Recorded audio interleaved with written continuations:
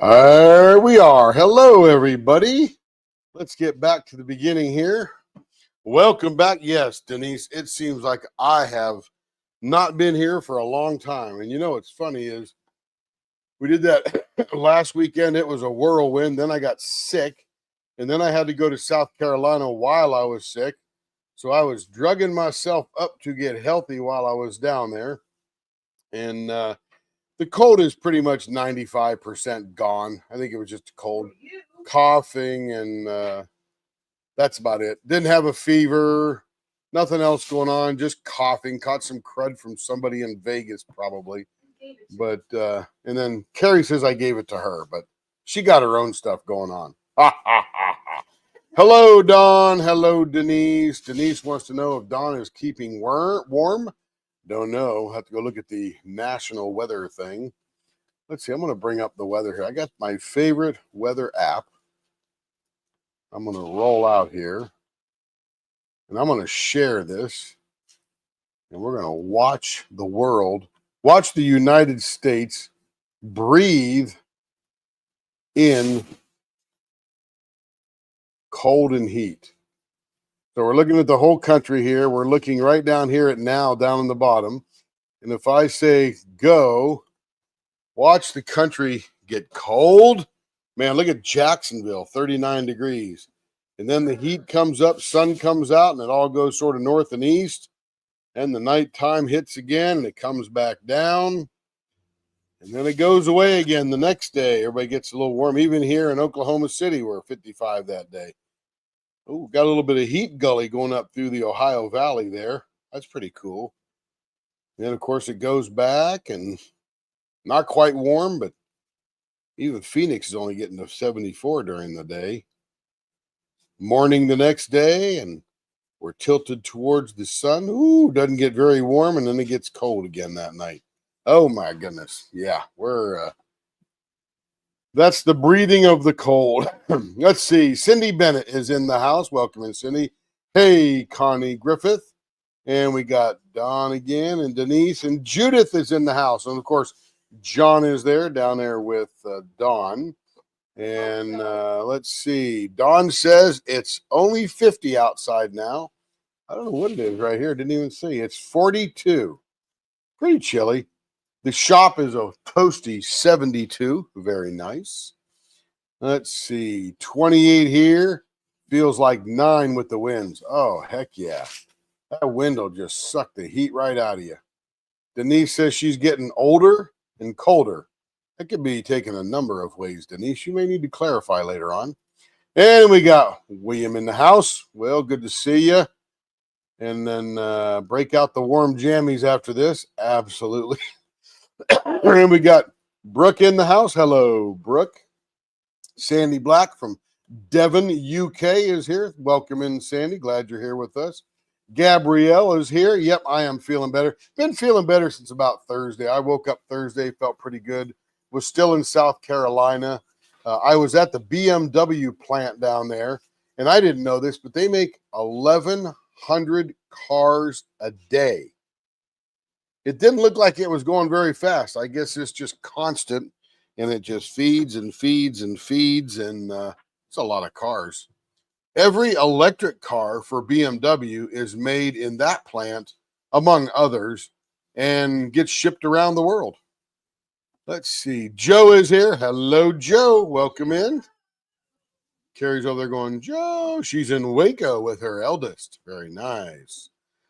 Adam is in the house. Hi, Joe and everyone in chat. Hello, LLW. Welcome in, Adam. 25 degrees on Long Island now. Man, that's chilly. Hey, Troy. How you doing, Troy? Troy is here. Troy Clint. Not Troy Shipley. The Troy that matters, right? That was a very fun trip. And let me tell you, the traffic in Greenville is pretty bad on that main highway there. And I guess there's not much they can really do about it because there's not a lot of, everywhere else there's side roads and side highways and other main drags that feed the traffic that are sort of near the highway. And Although the highway is or the interstate is very nice, there's just not a lot of other feeder roads.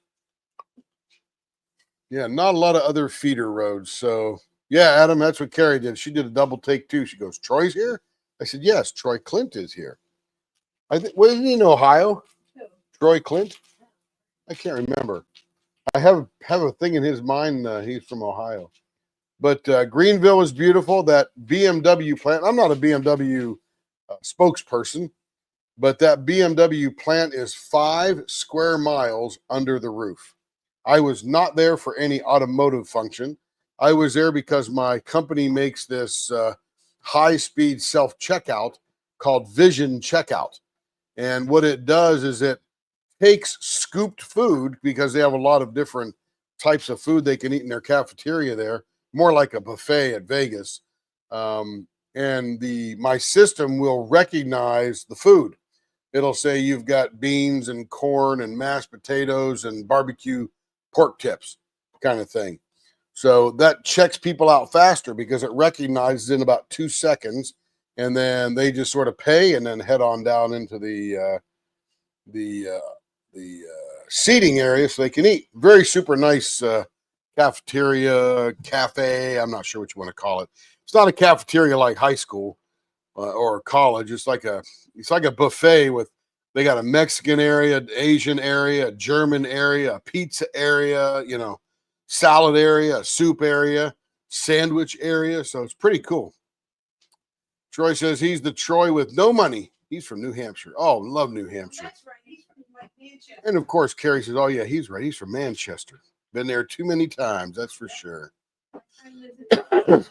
Yeah. Anyway, beautiful day, beautiful weather, clear blue skies. Got really nothing to complain about. Just in case my mic goes, because my mic went the other day from this one that I'm using right now. I don't know if it malfunctioned or if it is dead, but I charge it all night. So we'll see how it goes on this one. We had a great podcast this morning. Been in and out of the shop all day, getting little stuff done. It's been fun, I'll tell you. Been fun all day long. Hanging out with the bear. Kevin's at work. Having some good times here. We got a couple of ribbon pens right up the front here. We're going to start going on those. A Leopard exclusive from Troy Shipley. The other Troy, the one in West Virginia with makes blanks. But anyway, if anybody's got any questions, throw them down out there. Glad to see everybody tonight. Pretty exciting day. Anyway, we got a lot done. We're going to get a lot done today, tomorrow, the next day, so on and so forth. I think the only day I'm not working is Christmas Day, but we'll be out here in the shop farting around in between Christmas movies and Christmas quiches and all that. Whatever his name is. Taylor, what? The guy that does Yellowstone. Oh, and then Taylor Sheridan. I think we're binging some Taylor Sheridan excitement. Hello, Sarah. Welcome in. Glad that you're here. Hope your weekend is going well. Sarah Ann Creations. Yeah, Carrie's going, yay. Sarah who? She said, Carrie, how many Sarahs do you know visit our channel? Drugged. She's drugged, she says. Okay, let's tighten that up. Get that going a little faster. Continue on the pen making for the day. Blower on. Here we go. Let's make this square thing round.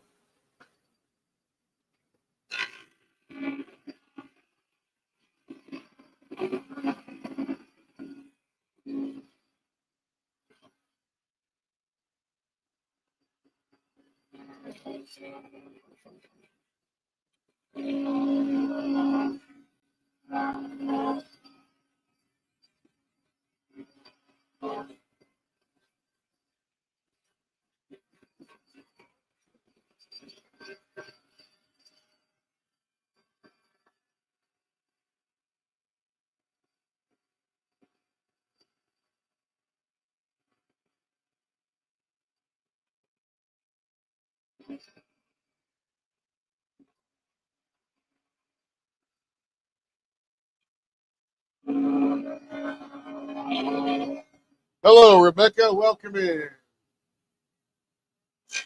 I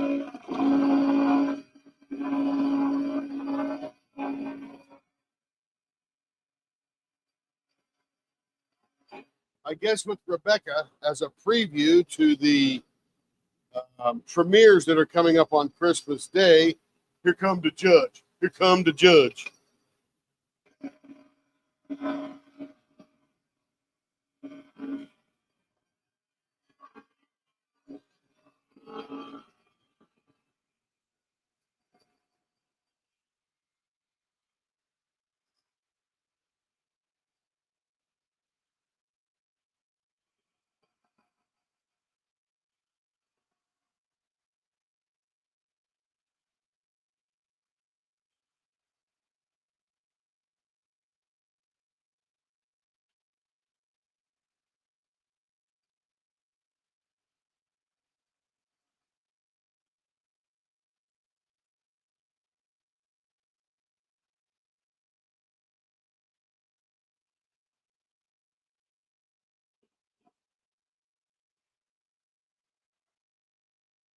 We're getting there. You know, Troy, there's two things. I can hear the edges hit this here. Like right now, I can feel it. And this one's getting smoother, but there's still a flat spot. This one over here, a little more flatty than the other end there. I'll show you. See, we got this one flat spot here and this one here. And this was a bit of a lopsided blank, so we got a little bit more to thin down on this side.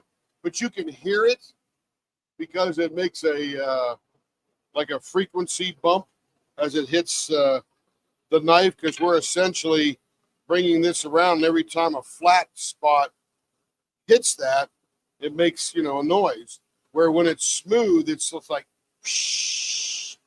it's nice and constant. So you can do it by feel, by feeling here. When it gets thinner, I feel like this, just tell me where it is, and you can usually hear it. A little bit of everything. Oh, yeah, Rebecca, it'll be hit of the day, I'm telling you. Rebecca wrote a great script, telling you. And we did our best not to screw it up.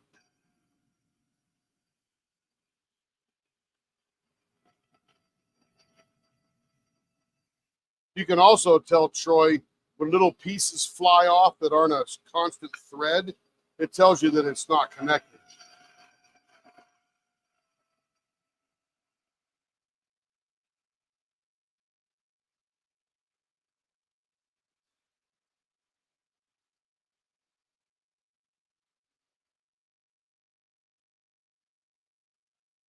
But if you were standing here doing it, you'd feel and hear the exact same thing.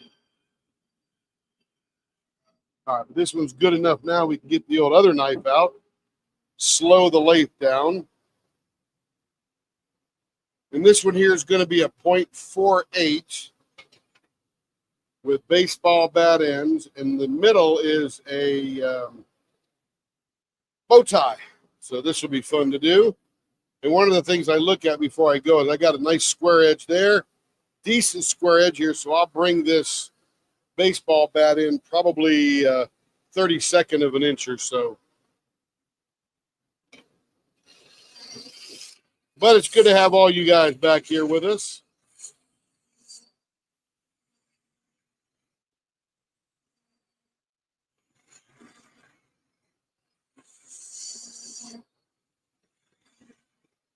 It's going to be a super quiet week at work next week. Most of the world's on vacation or shut down. In my line of work, anyway.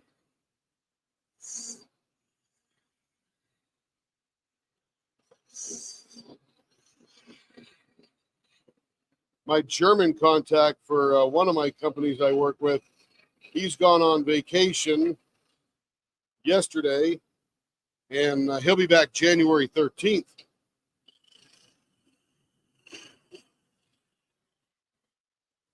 So I won't talk to him for 3 weeks.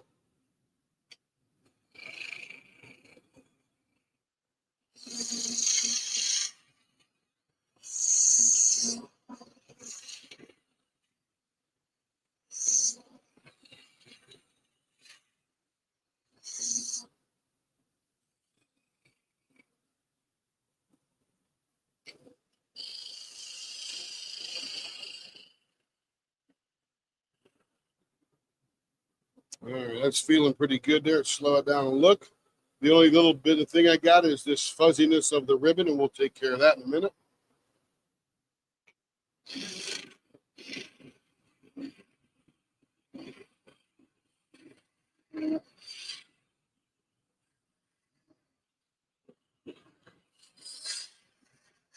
I really need to find myself a trip by the end of the year because I need to spend another $1,300 on $865 on a plane ticket so I can get gold Delta.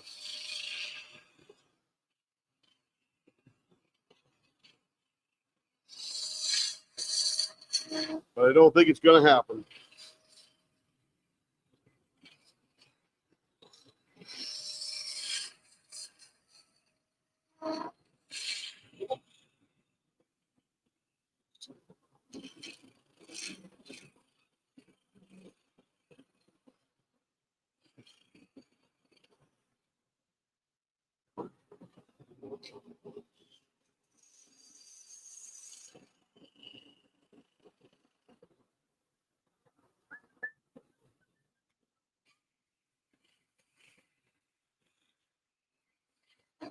All right, let's see how far I'm getting down here on the measurements. We're down about a 0.50 there and a 0.51 there. So we are very close. Down just a hair on there. Sanding will take the rest of that off.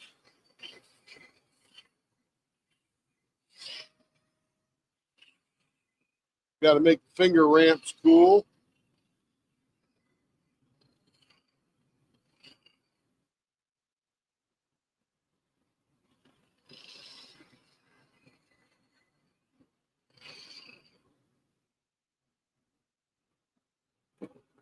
All right, I'm going to slow it down a little bit here. I'm going to use my sharp one because what I need to do now is clean up that ribbon edge. It has a little bit of a nylon frilliness to it, if you will. And this super sharp negative rake blade makes that, it's almost finished. It's so smooth.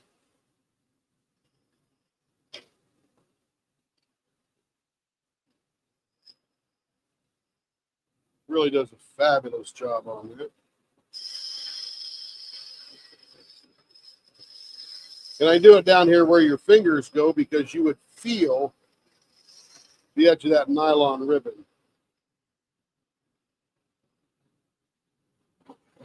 The rest of it I can handle by sandpaper. It'll be fabulous. Nice. Okay. Let's get us a bow tie. 5.5. That's going to be right there for the middle. We're going to come out like a fat 7/8 in either direction. Very nice. Then we start digging away what is in the bow tie. Back this up just a hair.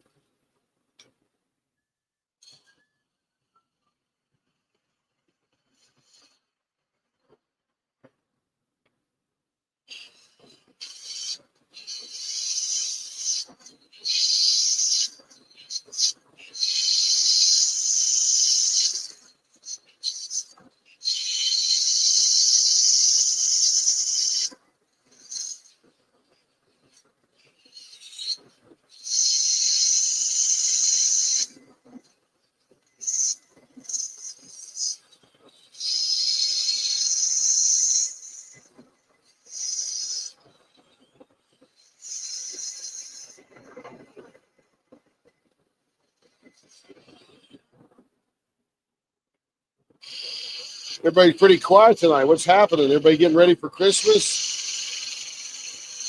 Okay, so right off the bat, number one, what's your favorite Christmas candy? Famous Christmas candy. Not dessert, not treat, just candy.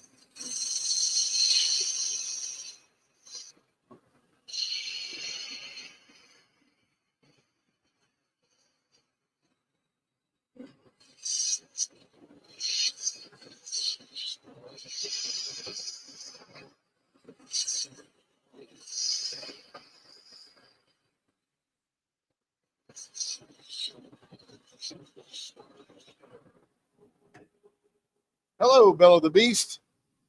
Divinity with pecans. Isn't that little meringue white thing there, Don?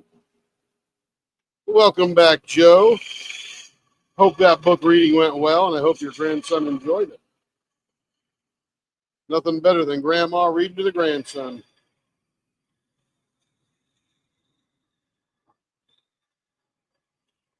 And I support that in 184 languages.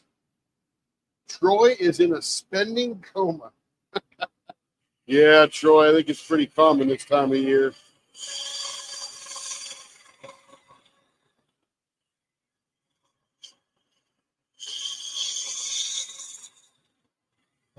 I could only imagine.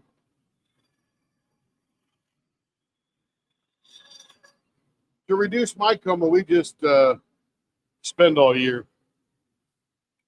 Less painful at the end.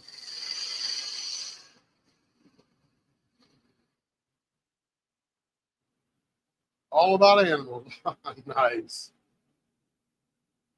I wouldn't fit through a door. Don't know how they're made. I wouldn't fit through a door. I don't know what that means, but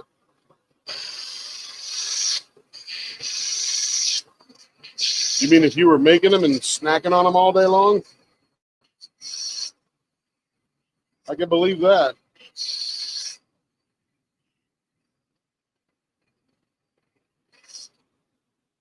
Yeah, there's something about free food really weird, isn't it?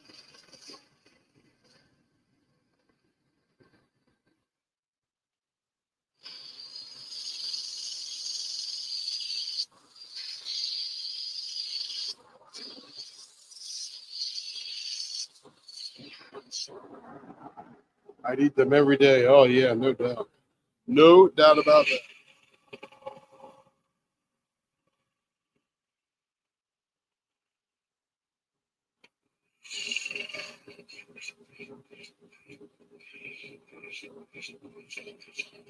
I remember when I was dating Carrie,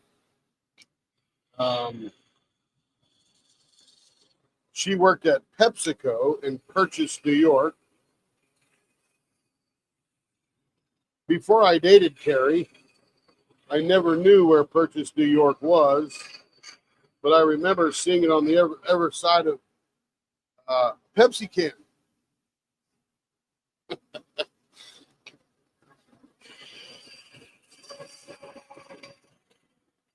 And then I was dating a girl from Purchase, New York. And the story about that is that I would grab some Subway sandwiches, take her to lunch in my truck, but you can get all the free Pepsi soda that you wanted by just going to the lounge and pressing the button. It'd be just like a divinity factory. Dawn, you just go get what you want, right? Yeah. Unlimited, all free. I wasn't so crude as to rob them blind, but, I took my share.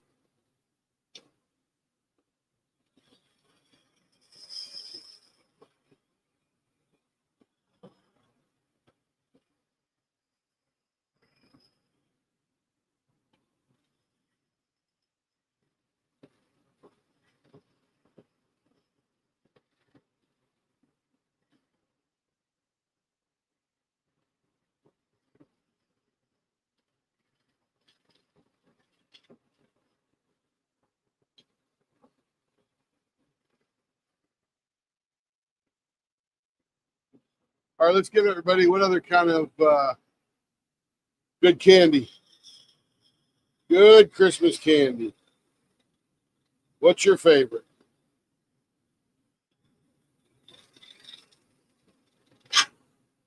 You're not going live, Kevin, on Christmas Eve?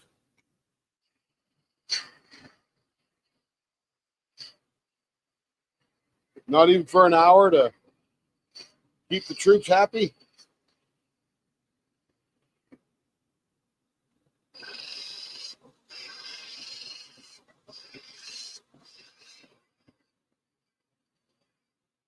Kevin's made his mind up. That'd be it. I'm sad, Kevin. Peppermint bark with dark chocolate. Oh, yeah. Oh, yeah. Any chocolate that's not white chocolate, because I know it's really white chocolate, but it just doesn't feel like chocolate, you know? Okay, this one is good to be finished.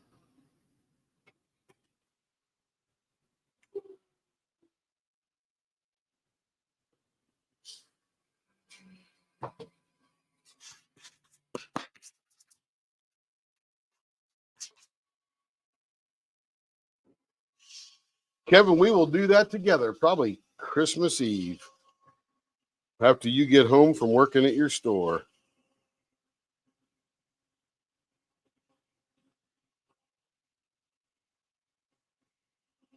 Kevin is working Christmas Eve at his store to take care of all the people that get those last minute goodies out there.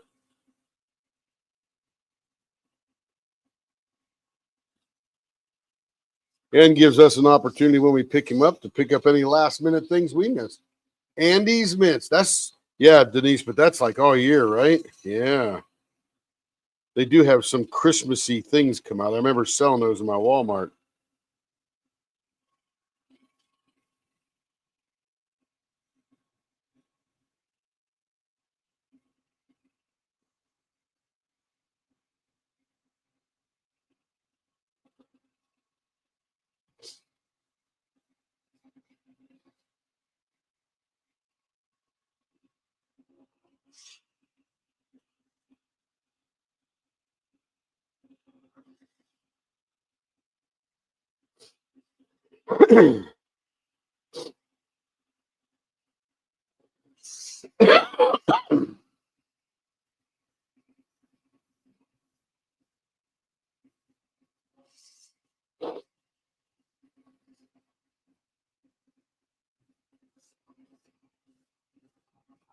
Hope everybody's had a really good day and you accomplished some shopping and last minute things and found something for that special someone that you've been looking for a while, or a little bit of a stocking stuffer that they'll never guess and really appreciate it.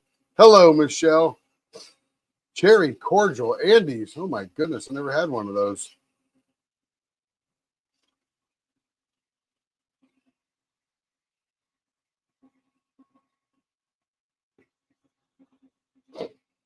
That would be good. All right, that's feeling pretty good right there.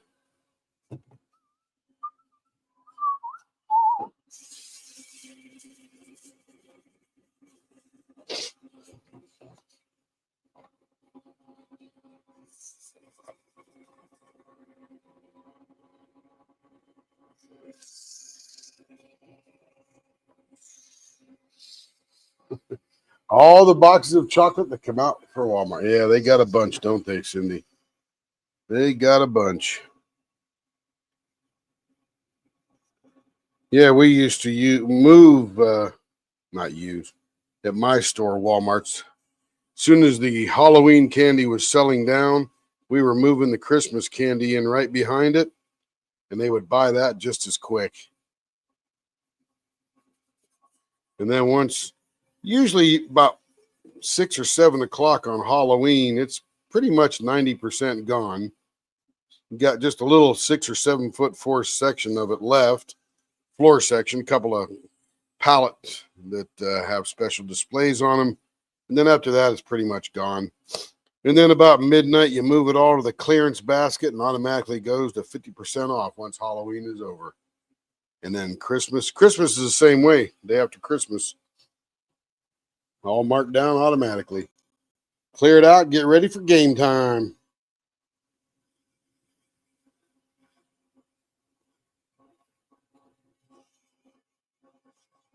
The goal in the Walmart was to pretty much convert the store by 2 a.m. That way, when people start coming in the morning, it's the next season already. The seasons of retail.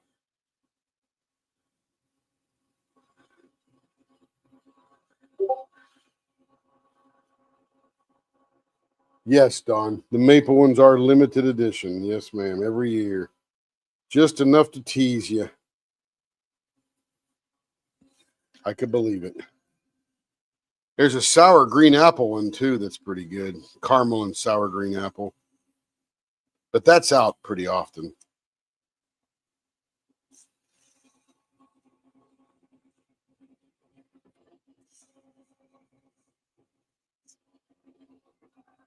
Those are the struggles of life.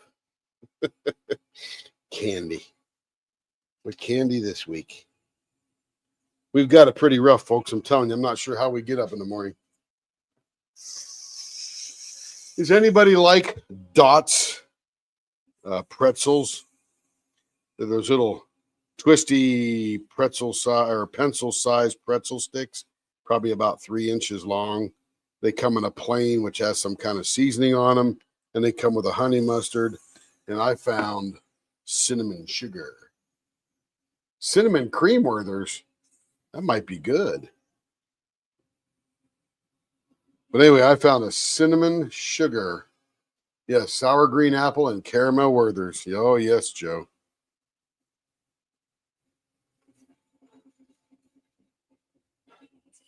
They are out there.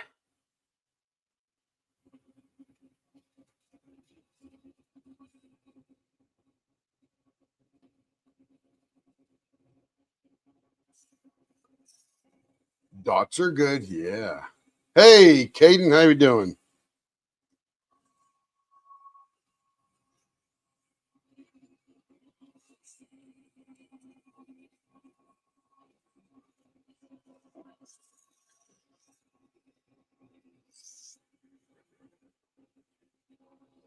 How's Idaho tonight, Caden?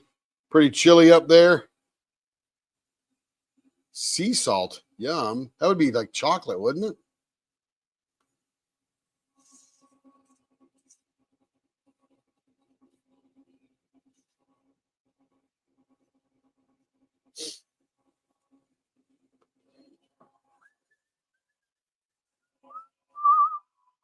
Driving around the car yesterday listening to Christmas music. I love it. I think I heard White Christmas 9 times. Yes, sir. It is cold. Glad you're doing well up there in Idaho. Stay warm. But you know, I used to remember that Boise was actually warmer than Salt Lake City, even though it was further north. I think it had to do with the altitude or something like that, or the elevation. Not altitude, elevation.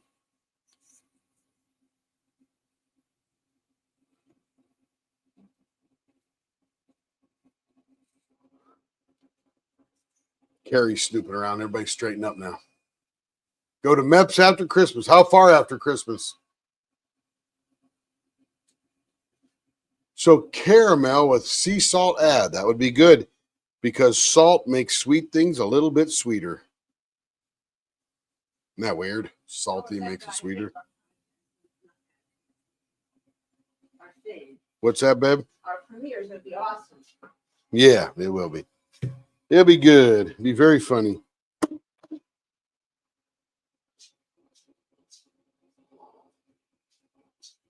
It'll be like being here tonight, just having fun.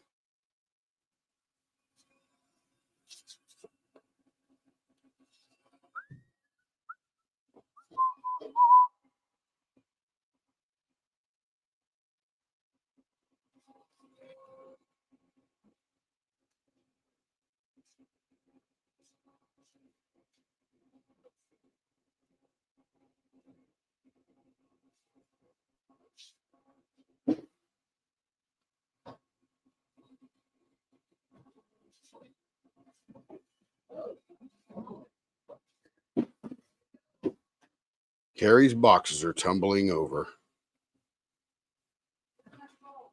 Not her fault, she says.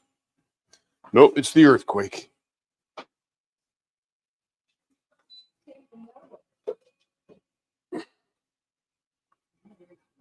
All right, let's see here. Very nice, very nice. There it is, the ribbon, the leopard ribbon. I think next time we'll have to make it so it's a little more centered so that we don't lose all the curly cues on the ends or on the edges there that get turned off. Pretty cool. Okay, that's the 0.48 one. Now we got another one to do. It's going to be a 0.54. And this one's actually going to eventually get screw-in threads.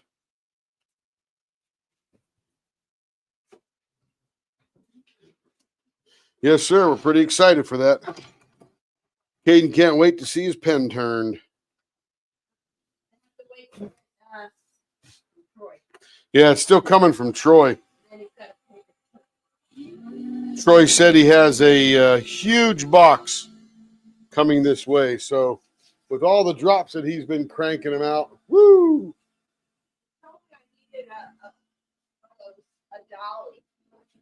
Yeah, I need a dolly to bring it in, he said.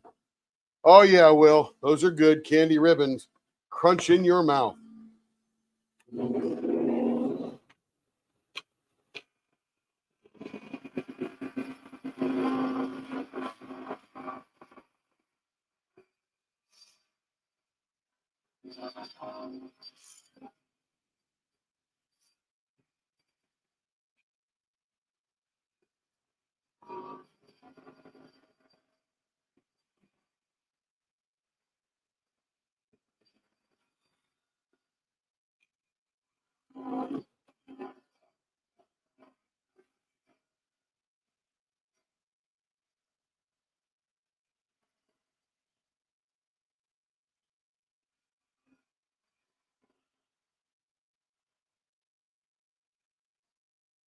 Yeah, Will, smart guy you are. Not texting and driving. Very, very smart.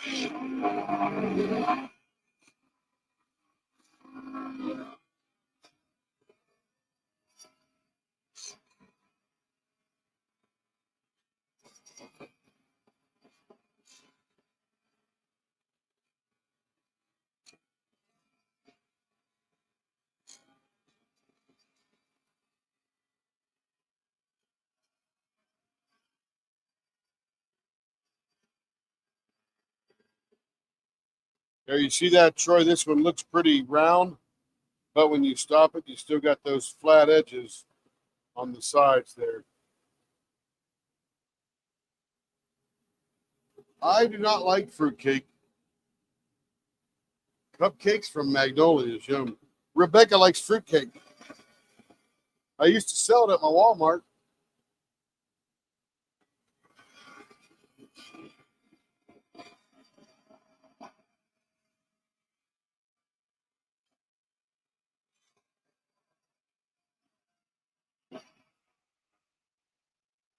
And I don't know that I've had a really good one, Rebecca.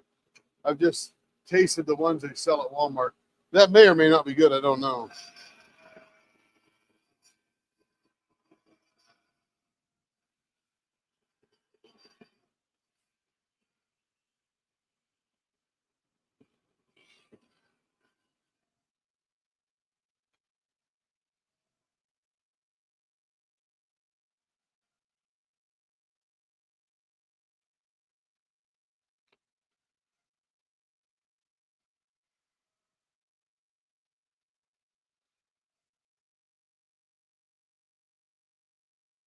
Hello, Caroline.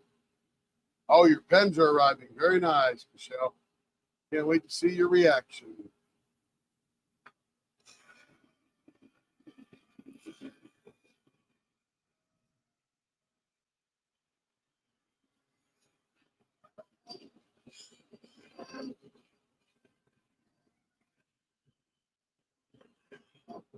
All right, that one's nice and round now.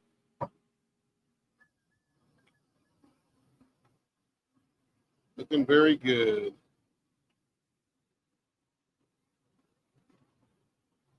Let's get it back up around 1700. Okay, this was going to be a 0.54.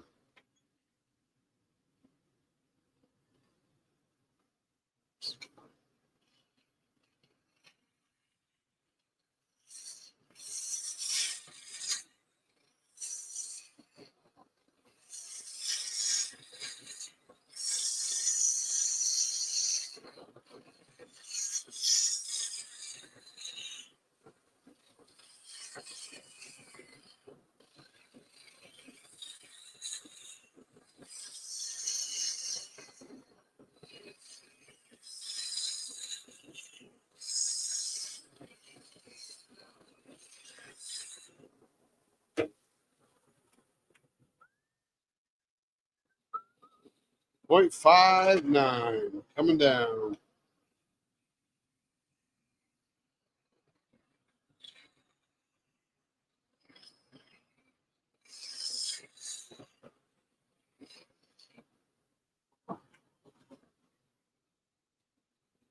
There it is, on the money.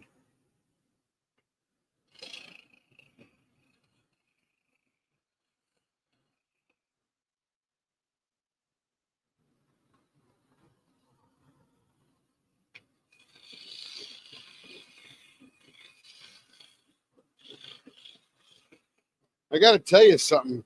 South Carolinians overall, they're as friendly as the North Carolinians. Both places I've been to in the last 5 months, and everybody is absolutely delightful.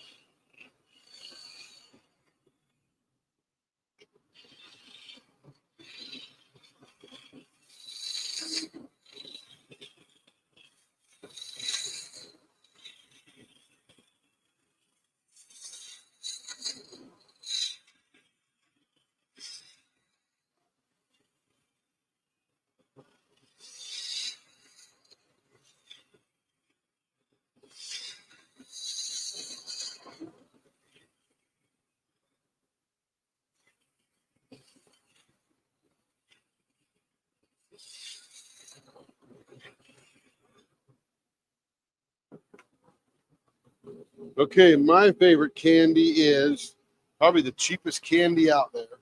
And I'm not even proud to say so, but it's those little bells you get that are made out of Nestle's Crunch Bars. Non-fancy, super cheap. But man, I just love the feel of that crunchy, crispy Rice Krispies.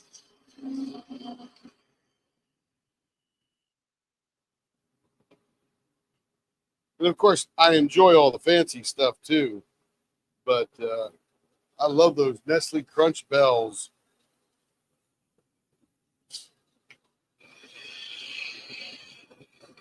Isn't that funny?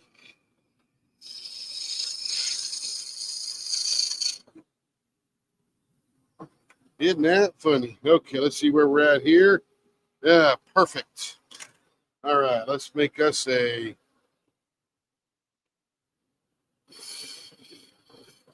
5.5. It's right there. We'll do a fat 7/8 on either side.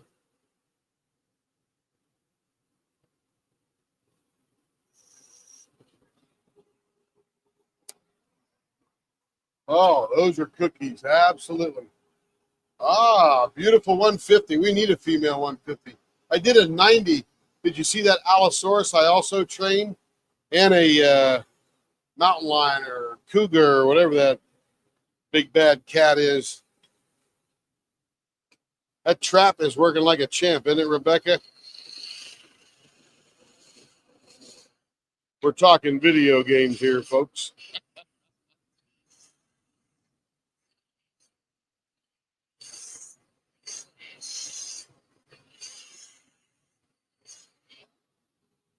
If anybody plays Ark out there, you know, you could join us.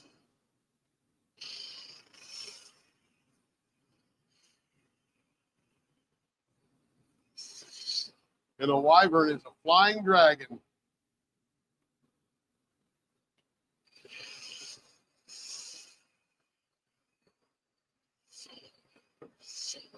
So if you want to fly on a dragon, there you go.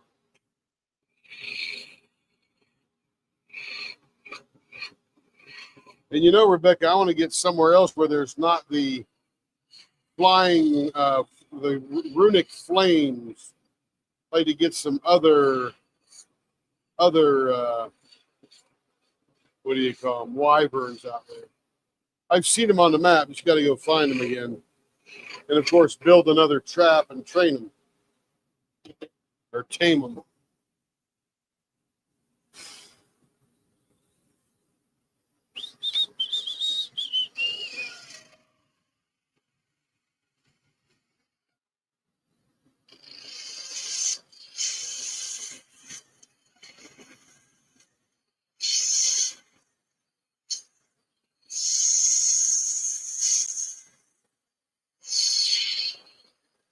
I also love those little lifesaver books where you get like 10 packs of lifesavers in them.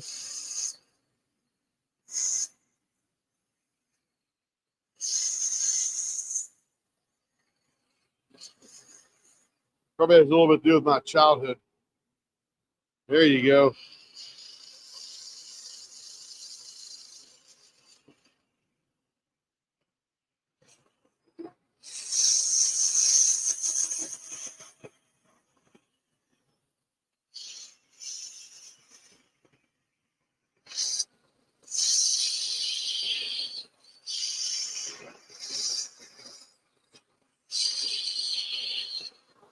I might play late tonight too, Rebecca, because all I'm doing tomorrow is making pens.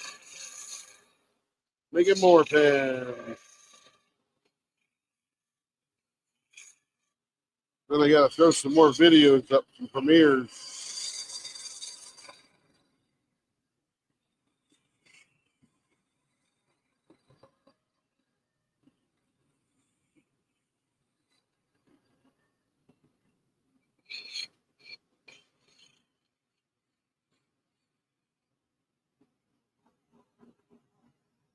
I love the lifesaver book, Judith. I love lifesavers. When I was a kid and we would have those school functions where you'd have the Christmas party, if I got a lifesaver book, I was the richest kid in class. If I didn't get one, I was extremely jealous of the person who did. Let me get back in here with the sharp one here.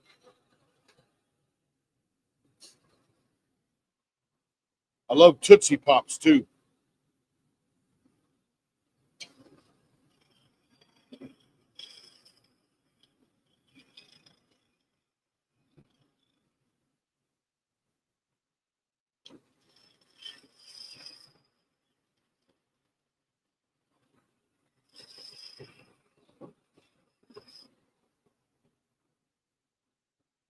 I mean, I'm 63 and I still love a peanut butter and jelly sandwich.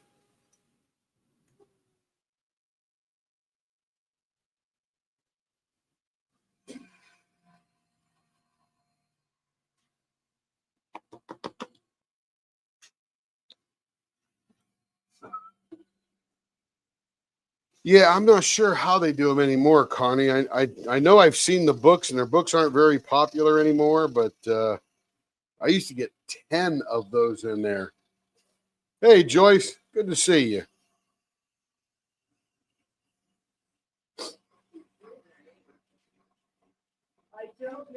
Oh, yeah, Joyce is a new member.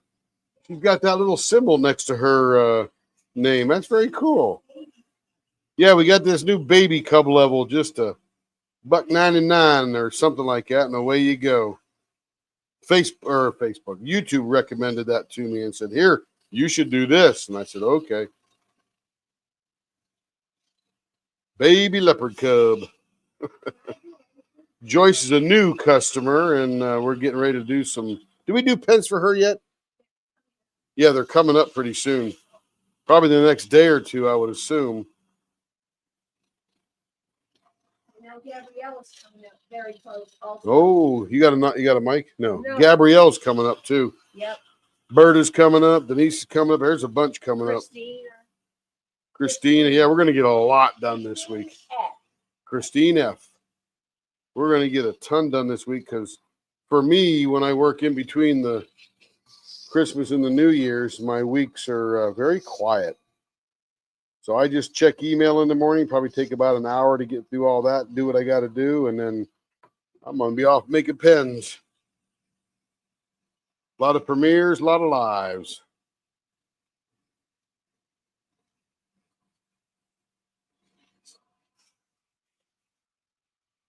That is, hi everyone. Why does Connie not have nothing next to her name? I don't know, because she did those two, and the other one. Yeah, but one of them should be Connie, right? Yes, but it's under the other name. Yeah, but one of them's Connie, right? Yes, but it didn't So that should still show up. It didn't. It doesn't. I don't know why. I'll Well, have to I can check. see that it doesn't. I just wonder why it's not Yeah, there. I'm not sure why it doesn't. Hey, Joe. We did the 2, Oh, and she canceled 1. oh, I wonder if what she joined under was the level that now was taken up with the other level. Oh, that could be. I'll have to look at that. Thanks for bringing it up, Connie. I didn't even think about that. What other level in the Well, level? each level has its own little leopard thing. Uh-huh. And if you don't have the level assigned to the leopard thing, it won't show up. Oh, that could be. So I got to go fix that. All right. Well, That's probably my fault, Connie. let's check. Will just sent you a message. Oh, feel so loved. A message in a bottle. Do, do, do, do, do, do. I'm not responsible for anything. I'm on medication. She's not responsible for anything, she said. She's on medication. Probably Tylenol, but you know. No, it's not Tamiflu. No, it's something worse than Tylenol. Or stronger or whatever it does. Oh, that'll be fun, Joe. It'll be the most beautiful tree in the world I to probably him. made a boo-boo. Because he did it.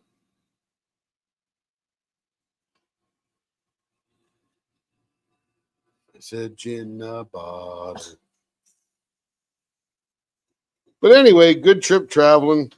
Every one of my seats got upgraded. Fine. That's pretty cool. Get a little more leg room there in Comfort Plus. Hey, Tim, come here for a minute. If you could, please. I can't right this minute, but I'll be over in a second. Message in the bottle. We were singing Jingle Bells. I love it. I love it. Okay.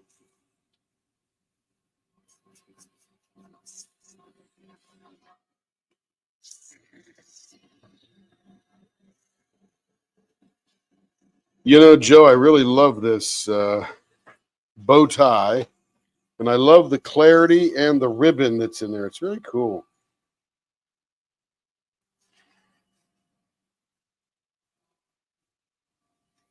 And this young lady got 2 of them. That was the first one we did for them. This is the second one, 2 different sizes. This one's actually going to get screw-in threads for the Diamond Art Club screw-in tips.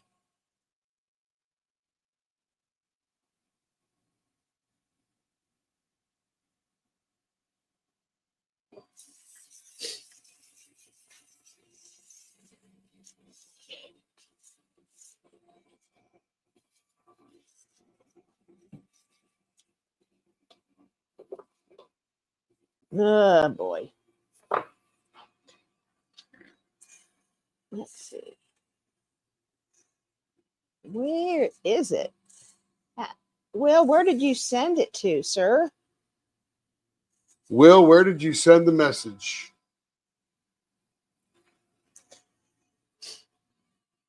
Joyce, I work for a company it's called their technical definition is a systems integrator.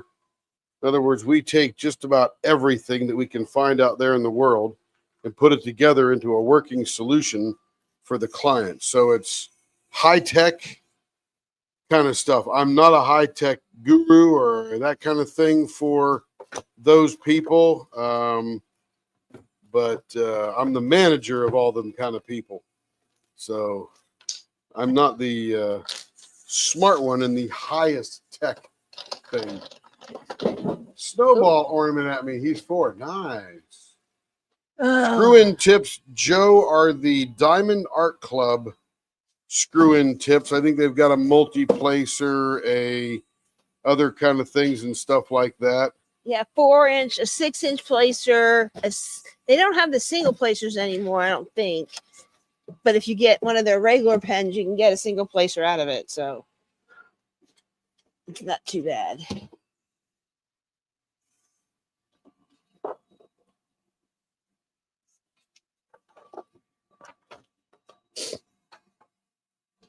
And they screw in rather than push in, and you have to use washi tape or Teflon tape or something like that to hold them in.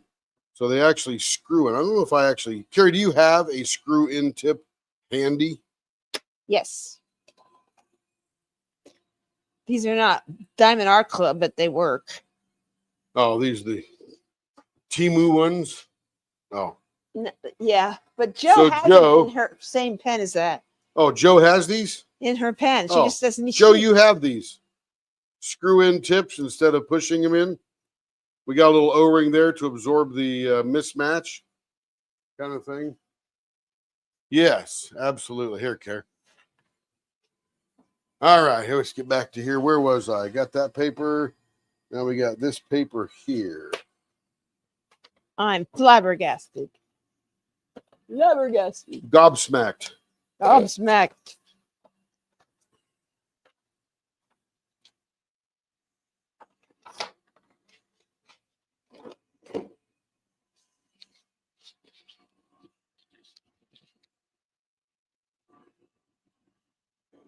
All right.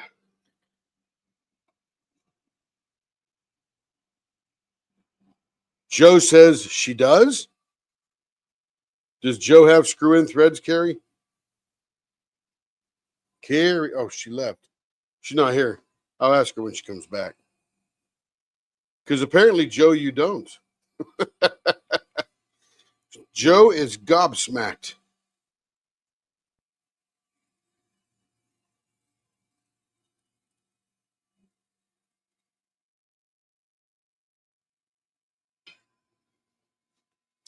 All right, let's get some polish out.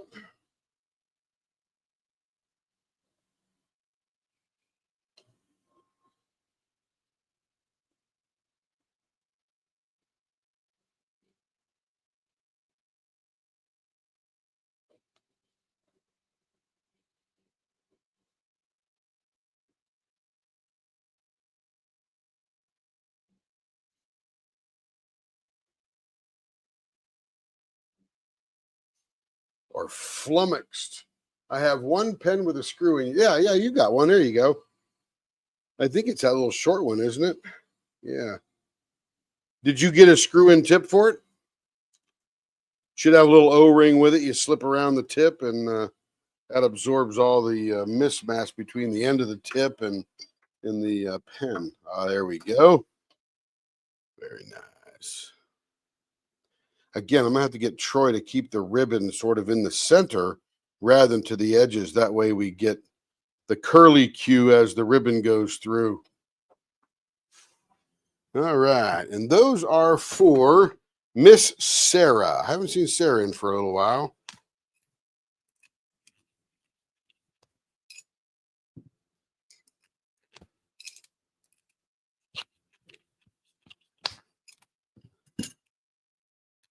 Okay, let me put that in there for finishing up the final touches later. And on to the next one. It happens to be Miss Gabrielle. She's got 3 of them up tonight. Let's see what we got to do for Miss Gab. Ocean Blue Starlight Order with ribbon. Oh, that's that one there. Cool.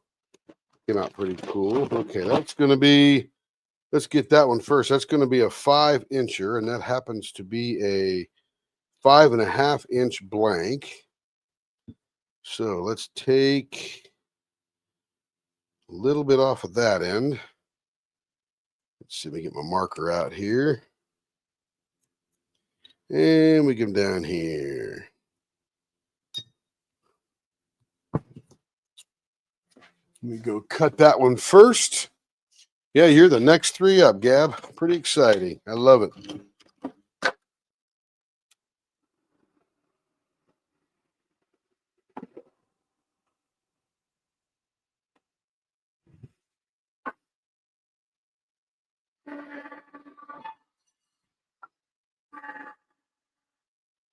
I dropped my aluminum majoring stick.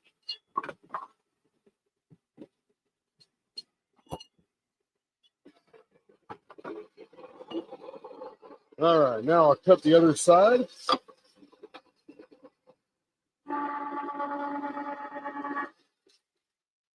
All right, that one is sized up properly. And then we've got the pastel rainbow chunky. That's going to be 5 1/4. I got to cut a little bit off each end so we don't lose the rainbow on either end, or the rainbow colors, I should say.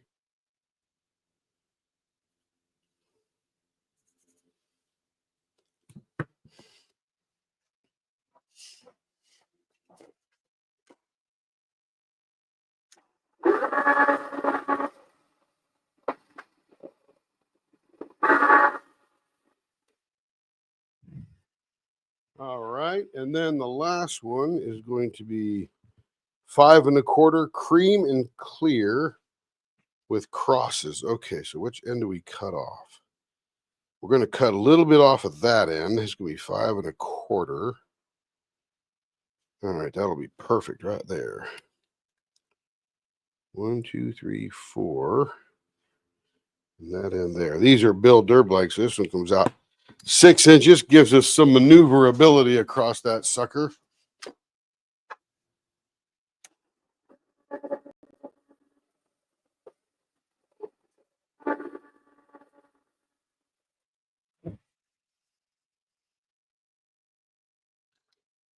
All right, now I got to drill some holes for the bushings. Be right here next to the lathe, not far away.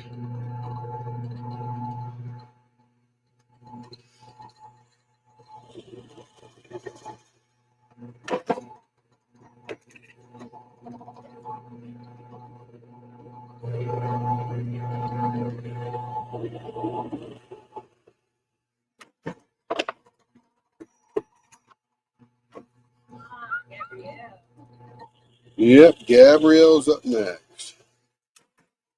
They're all sized up. Now we're just doing some bushing holes for the bushings.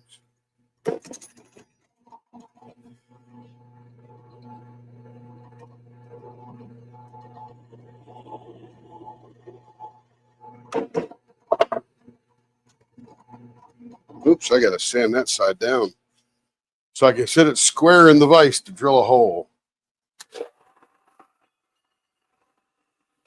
And I dropped my ruler again. I think that ruler's getting in the way. Let's see.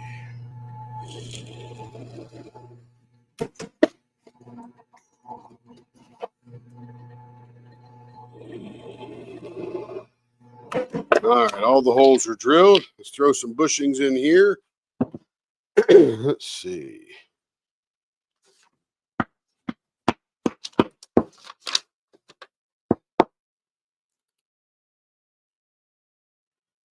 Hey, Carrie, what's this mean here? Is that for me or is that for you? I have no idea.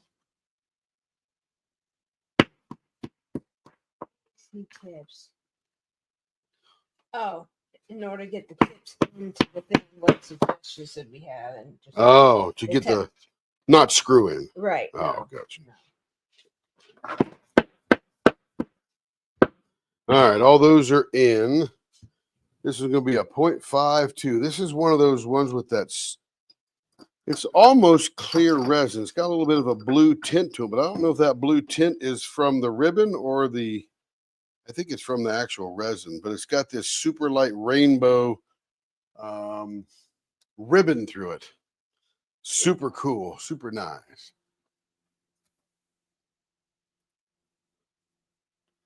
Let's make sure I'm not missing anything here in the note world. Here. Nope. What?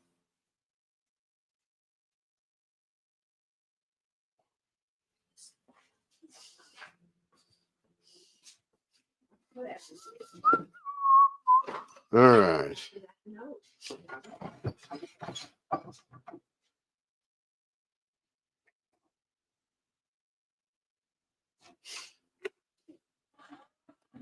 All right, super high. Let's make the square thing round. Nice and tight in the vise.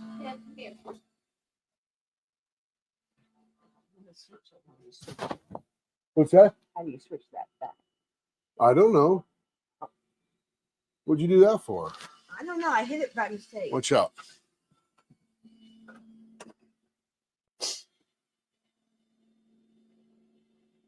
I don't know how it gets like that.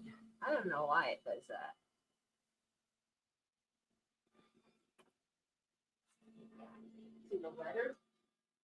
Let's see, where are we at here? I'll be right there in a heartbeat. I got to fix something Carrie just did.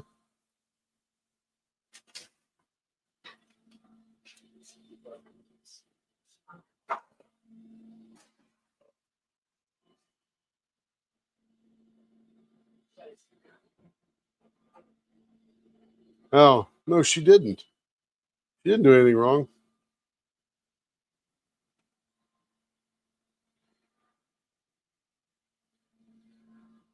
I don't know what that's from. That's weird. He's not there. Yeah. Okay, here we go. Let's hit the blower on. Keep on rolling.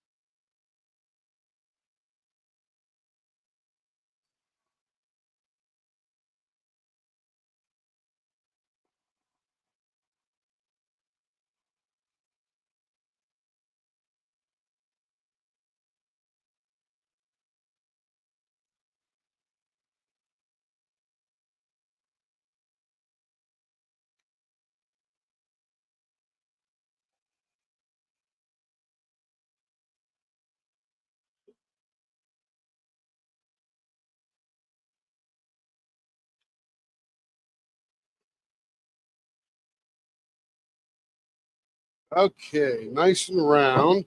Let's see. Finger grip, say this one here is a 0.52. Hey, Gab, you know you have 3 different finger holds in there, right? 0.52, 0.50, and a 0.54.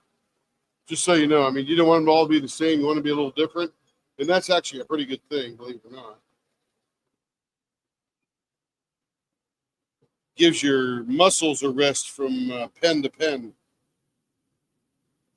All right, here we go. We're getting, what are we going on this one here? This one is baseball bat 0.52 artist choice.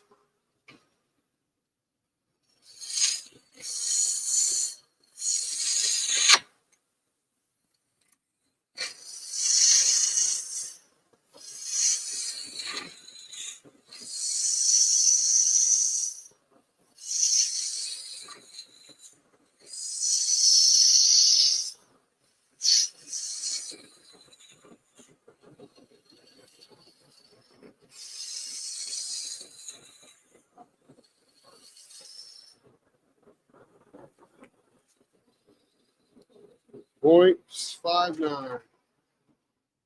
On the thinner side, 0.50, 0.52, 0.54.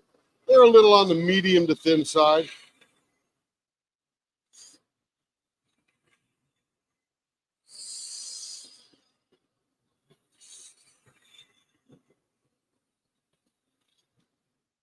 Now let's see how we're doing here.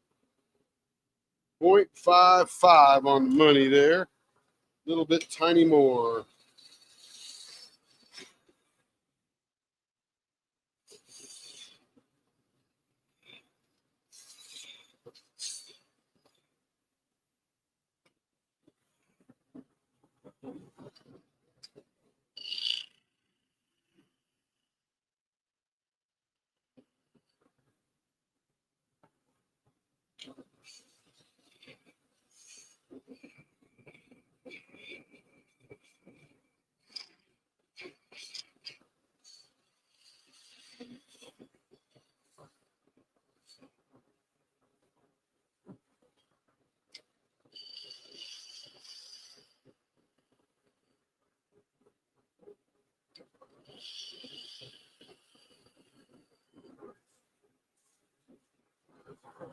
So somebody noticed that they got banned or eliminated or whatever on the thing tonight.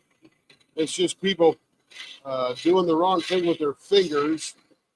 When you hover over somebody's name in chat, and you're a moderator, owner, or whatever, and you choose something and somebody chats, the chat rolls by and then choose something for you.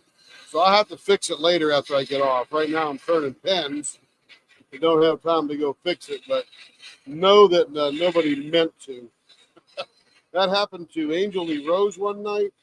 I think Kat did it to, who did Kat do it that night? I forget who it was, but I got to go into some kind of YouTube settings and undo it. Just don't have time right now. So don't be offended.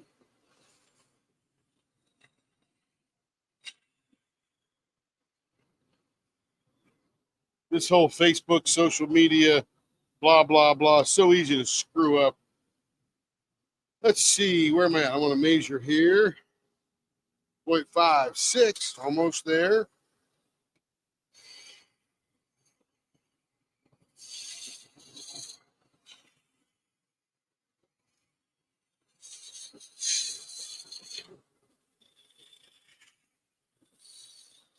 So if you chat and you can't see your chat go through, that's why.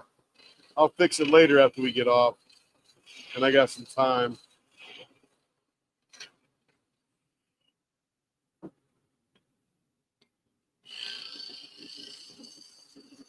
And of course, we all jump to the quick conclusion of everybody hates me. Nobody hates you. Not here. Not here. But it's funny how things like that in social media can make us feel pretty yucky pretty quick. They've actually done quite a few psychological studies on that. That little red bubble for your messages and how you can't leave it alone. You're always chasing it. Highly designed to get you going. Highly designed. Okay, let's see. Let me thin this down a little bit here, because Gabrielle's not going to want it this thick anyway. I think there was a Netflix special out there at one point talked about social media engineering. Screwing with you at a higher level. That's what that is. Okay, so we got a bunch of this ribbon in here. It's going to look really cool when it gets all shined up. But let's, and right now, Gab, we're sitting at, on this end here, and they're all, the ends are always different, of course. 0.52, 0.52. And that is the absolute thinnest here, where as you go up, it gets a little thicker as you put your pens. But generally, the tips of your fingers will sit down in that area there. And that's sort of where we work from.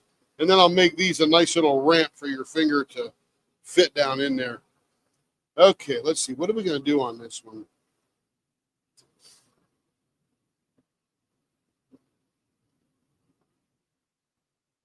We could do a, what do we call that? It wasn't a handlebar. We called it something else. Let's see.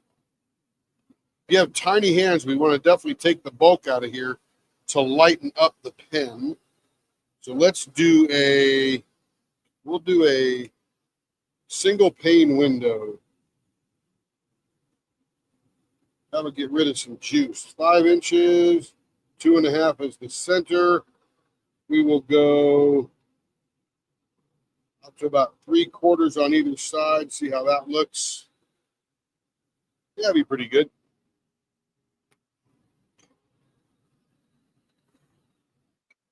We'll come on the outside of either one of those.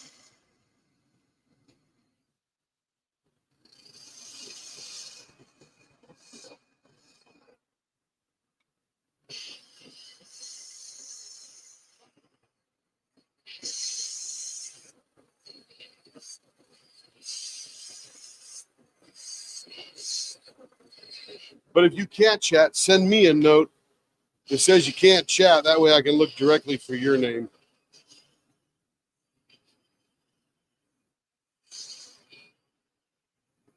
There's probably about 500 people banned in chat because they're usually bots that come in and want to cuss and swear and put dirty things in there and stuff like that.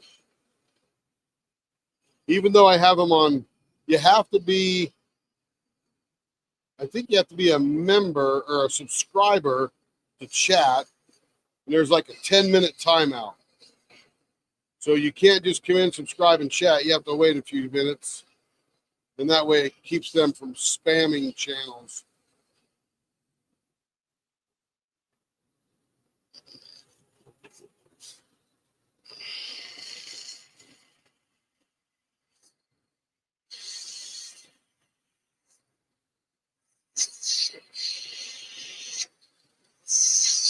But I do have there's a list you can download. It's about 8,000 words right now that are sort of derogatory words, cuss words, explicit words, that kind of thing. That if somebody types in one of those words, it automatically removes it and bans them.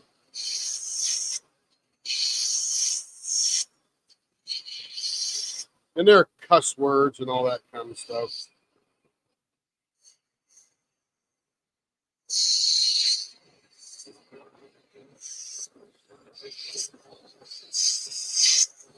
But somebody got banned tonight, and I can't see who it is. So if you can't chat, let me know. I'll go clear it out. Unless you're a Russian spy, then you'll stay banned. Any Russian spies out there?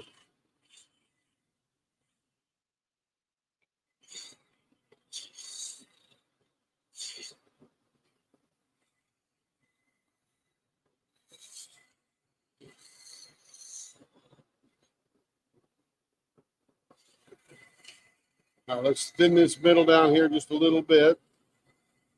It'll be a nice bump, but it won't be too thick.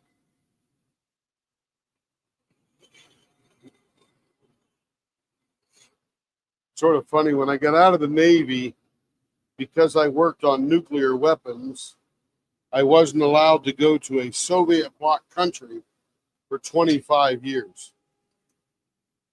I don't know what the heck I knew that was so important, but I couldn't go. My mic's still working, testing. Yep, still is. Good. I didn't go, but, couldn't go if I wanted to.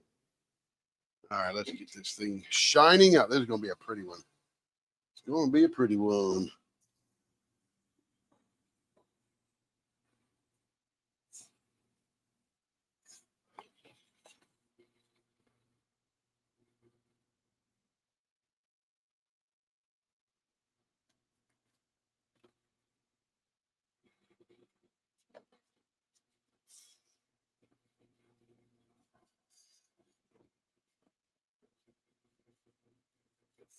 Okay, now, next question for Christmas. What's everybody's favorite Christmas song? Favorite Christmas song, hymn, tune, could be from a cartoon, could be from a religious book, hymnal, anything. Favorite Christmas tune. And the theme to Die Hard does not count.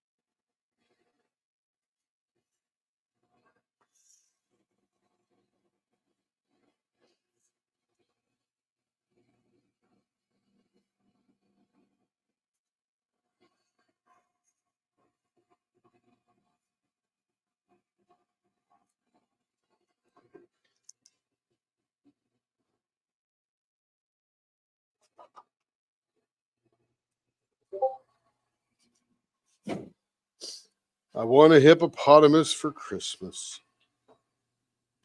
That won't fit in the backyard.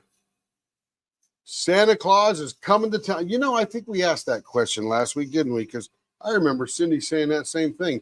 At least you're consistent, Cindy. Nice job. But it is a good one. It is a good one.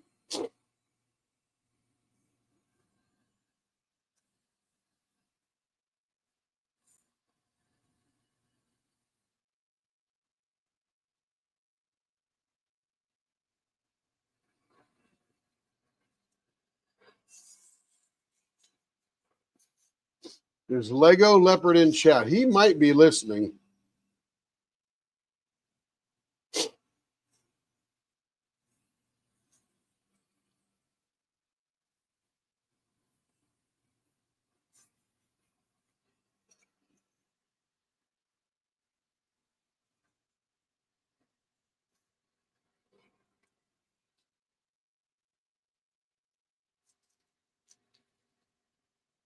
There he is. What child is this? That's a good one.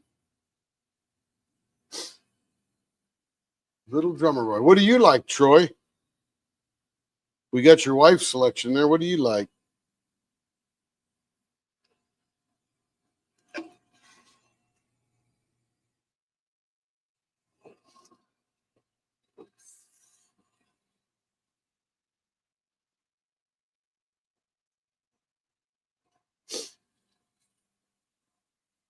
Kevin is here.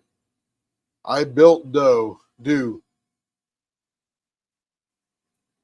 Kevin, she built do. That must be a code word between you guys.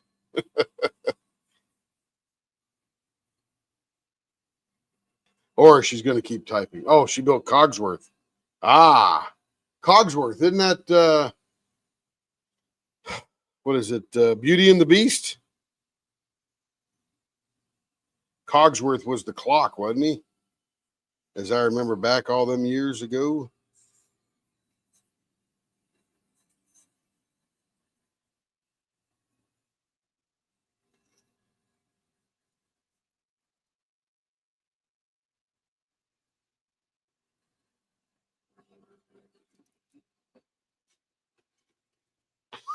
Okay, there's that one. Now let's get the white juice out, or the light blue juice, from the Disney 1000 Lego set. 100th Lego set. Wow. Burl Ives, Frosty the Snowman. That's a classic, Caroline. That is a classic. Burl Ives was the voice of the 60s, wasn't he? For a lot of Christmas songs.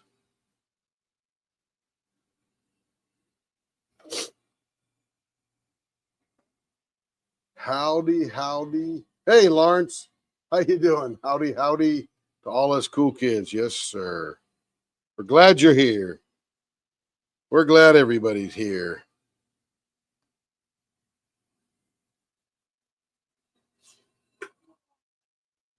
Okay. So you can't see it very well, but there is a very fine. We need to go to the leopard scope for this one. It's not at its full brilliance yet, but you got to see this ribbon in here. Let's see. Let me get the scope out.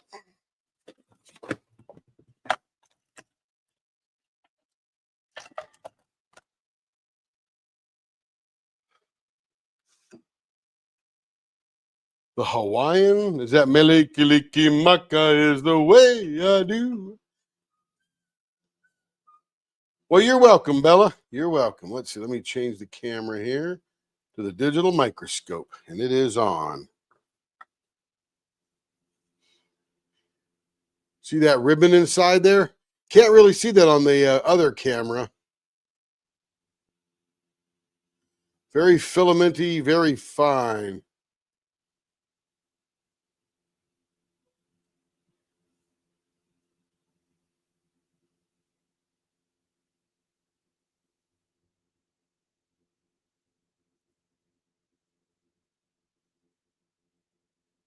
Very cool, very cool. Let's get back to the big one. There we go. Next up is going to be the Pastel Rainbow Chunky 0.50 round pointy. Round pointy. Yeah, Gabrielle, that one looks way cool. That's a really good blank. Troy, if you're watching this later or listening now, that's pretty cool. Very nice. Very nice.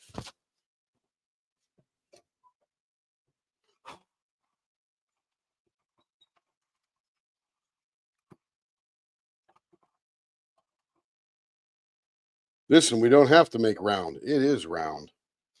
All right. Rounded pointy 0.50. Don't even have to change the speed for that one. Blower is on. Kevin has the set Bella is talking about. Nice. Okay, rounded pointy. Starting about right here. Ooh, I can feel the heavy glitter in that one already.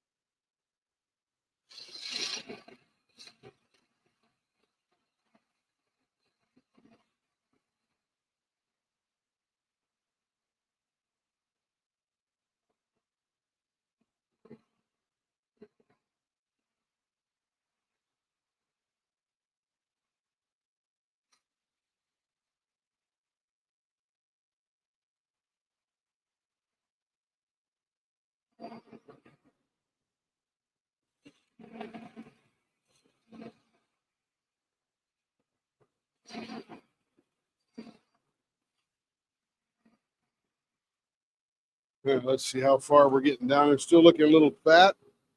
Yep, about 0.60. Now this one I actually have to leave a little flat of fat and then shave it down. Because the glitter is so heavy and chunky, I can feel how it's not smooth now.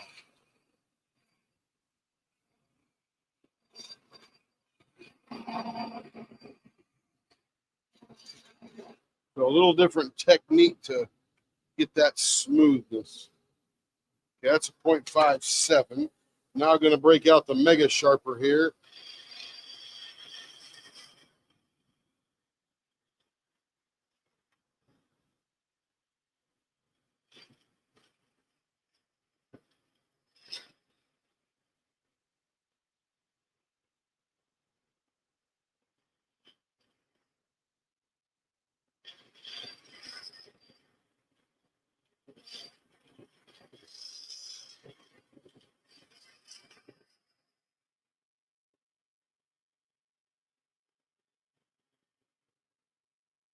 A bit smoother.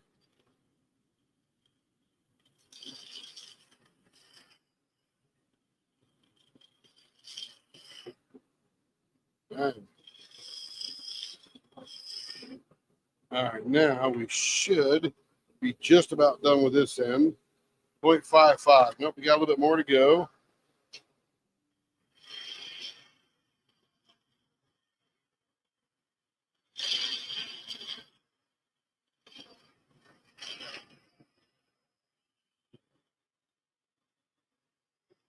Remember, folks, it looks like brain surgery, but it's really not.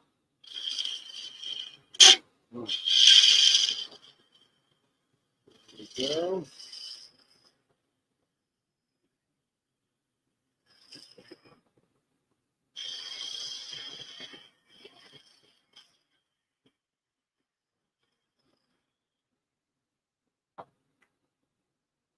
All right, we're right at about 0.52, so we're going to sand that down from there to get its final finish.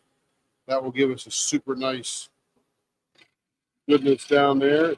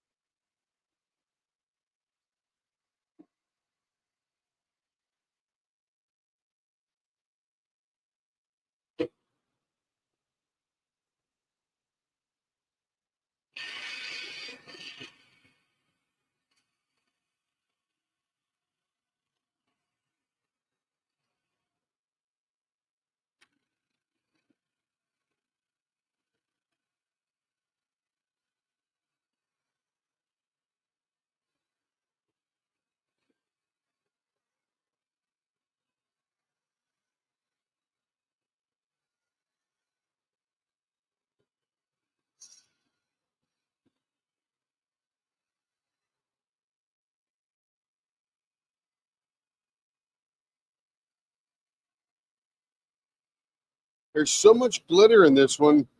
It's like it's snowing. It turns very differently than other pens. I don't know what the deal is. I'll have to ask Bill what's in it so I can learn what it is.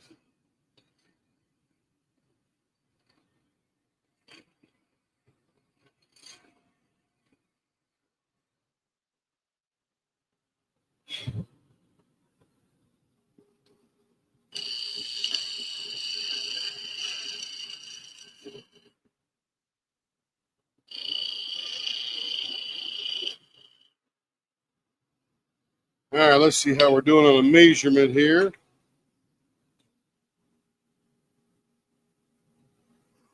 0.55. Got a little bit more to go.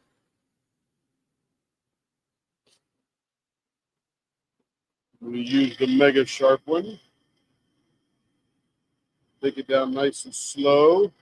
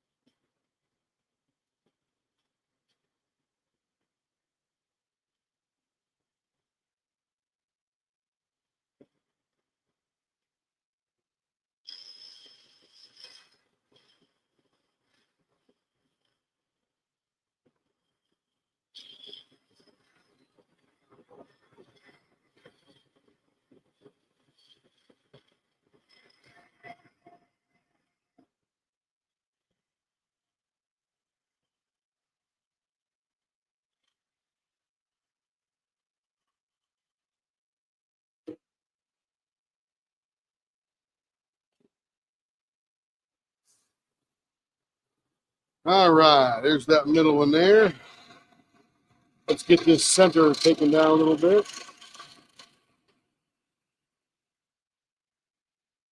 Man, there is a lot of glitter in this. I wonder if Bill's trying to compete with Rapture Resin. Because, man alive, that is a lot of glitter. And I wonder what kind of glitter it is. It's actually like shiny, rainbowy kind of stuff. Pretty cool. All right, let's get us. Not sure how this is all going to finish. Let's find us the center first. 5 1/4. Lead this right to there. I'm not sure what I can do with this one because of the amount of glitter in here. It is really turning very differently. Let me say that. And even the offcuts are even a bit different than other things. I think they're just heavy laden with fabric. But let's go see if we can do maybe an interceptor. TIE fighter. That's the other one that goes out. That'll have can't do a wheel in the middle of this one. I'm not sure what all this glitter will do. But let's come out here to 3/4. See if we can do the opposite of a TIE fighter, the interceptor. See how that will shape up. Oh, that doesn't look even at all. My goodness. 3/4. 3/4. Where are my eyeballs that far off? Because that does not look even. Yeah, I don't want to do as I please, Gab. I want to do what you want, but this is a very different blank. Structure-wise, not the rainbow we've had before.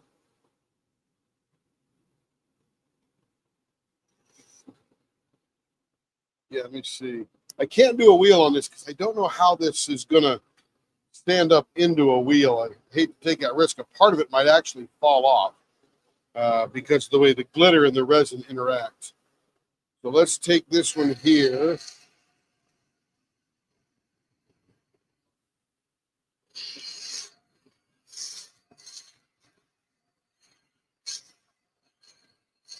Yeah, this is definitely a different textured blank. But I will make it gorgeous when we're done. I just got to think ahead.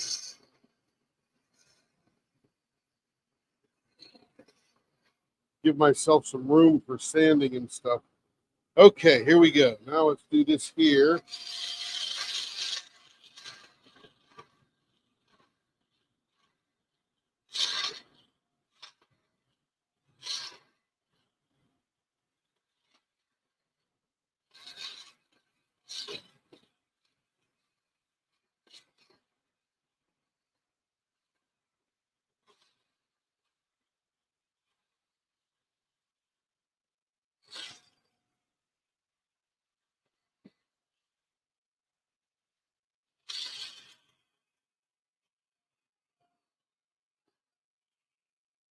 There's that part there.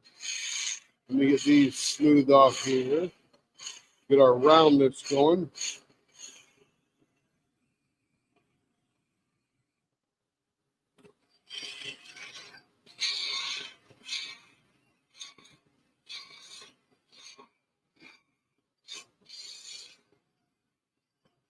Yeah, that'll look pretty cool. All right, now let's see how much I need to sand down to. We're going to do quite a bit of sanding on this one. Okay. Yeah, look how fine that is. My goodness. It's so fine the blower doesn't even pull it in. It's just sort of, I guess, heavy and fine and drops down. Let me get that.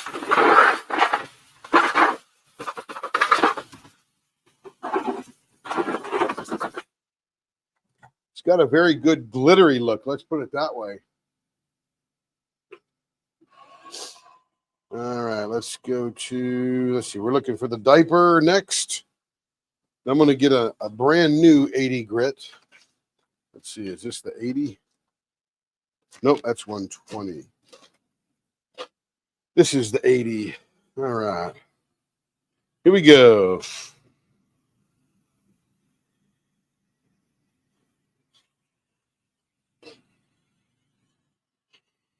I have no idea, Kevin. Probably have to talk about that when you get home. I'll see you about 11 o'clock.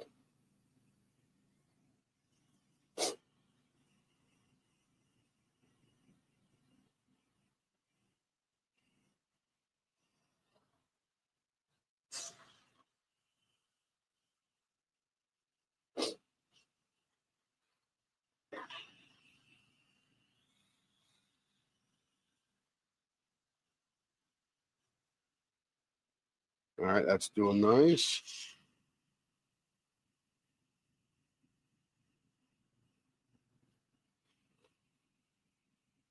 Now, what this does here when we're sanding rather than cutting with a knife is the sanding takes it off, but it takes it all off at the same rate and it doesn't grab onto anything. It's a very smooth, even though abrasive surface. That's how that works. And that's how we get the rough texture of all that resin and glitter down to something that's very comfortable to hold.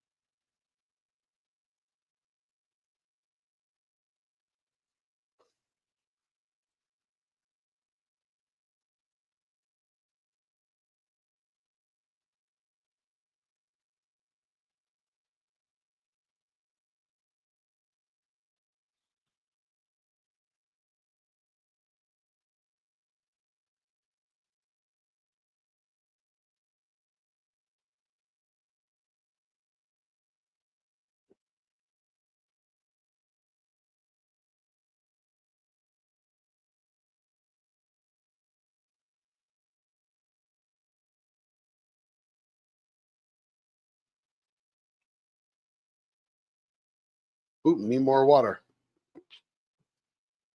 I drain my jug here. Luckily, I have refilled jugs nearby.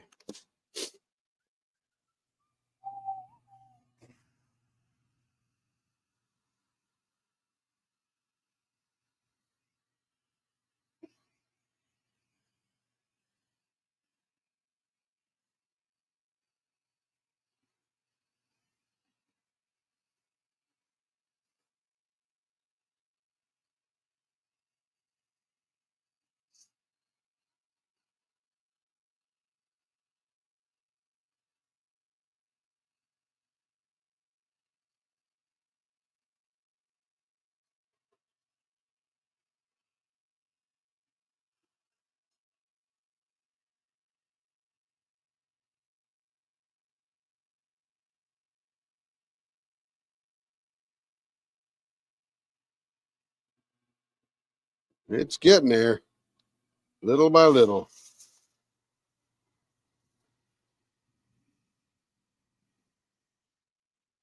The glitter sands pretty quickly. The resin, a lot slower.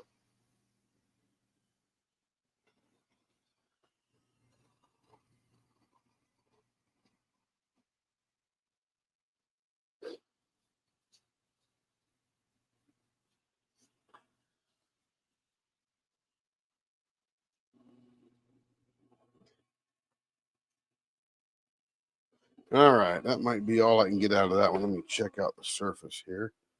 Ooh, looking good. Yep, just takes some work. It's like polishing a stone. All right, let's get the next grit. That two or one? Oh, there's two there. Thought that felt awful thick.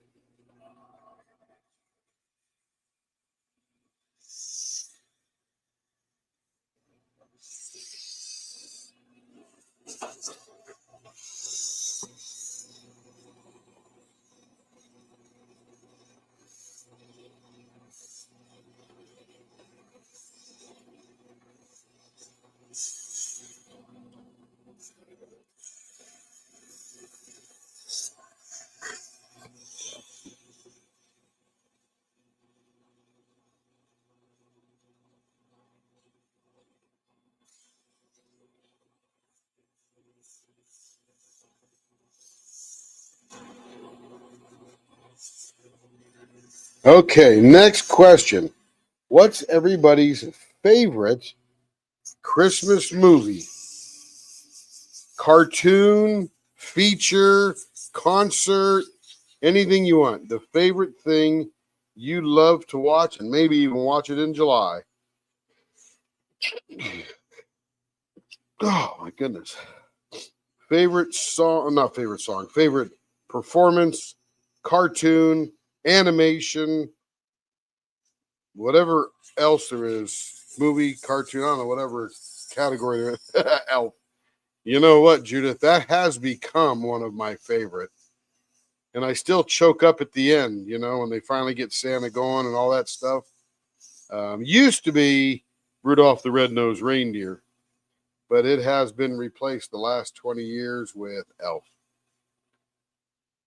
Absolutely a Christmas story. That is a classic. Christmas Vacation, man alive, it's a riot. I agree. All good ones. My favorite character is the what's the guy in the mobile home? The coming to stay with Chevy Chase and family. I had a big crush on Beverly D'Angelo when I was a kid, her adult, 21 years old or whatever that came out. Can't remember the year of that one. but she was a cutie pie.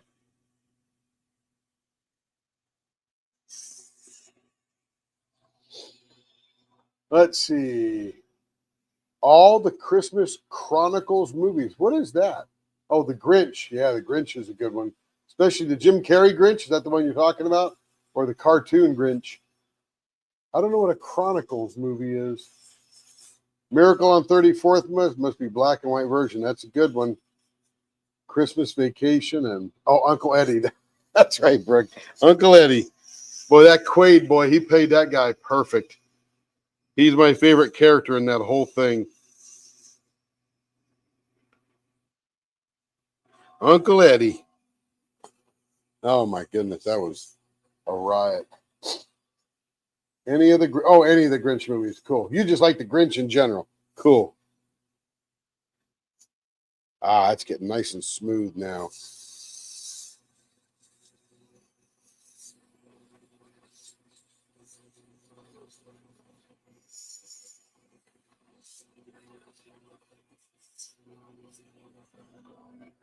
It's a Wonderful Life. That is a good one. That is a good one. Yeah, all these are good movies. There's so many to choose from.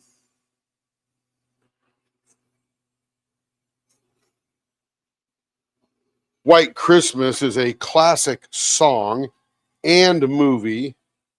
And that song actually came from initially the movie Holiday Inn that Bing Crosby was also in, I believe. And they never did make that one a radio story, but they did make the Christmas stories, some radio stories from back in the day, back when radio was all the heat. They starred Kurt Russell. I don't know what those are, Cindy. I have to go look those up. I bet you the minute I see them, I'll know what you're talking about, but I have to go check it out. And of course, Die Hard. Yep. Not exactly a Christmas movie, but certainly is a movie around a Christmas party at Nakatomi Towers. Definitely has plenty of Christmas elements in it.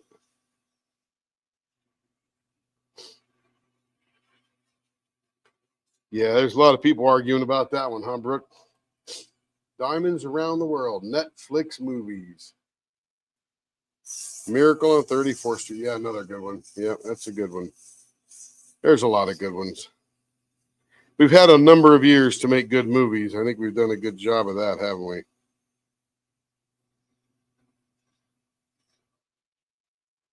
All right, I'm feeling pretty good overall. The most important part is where you're going to put your fingers.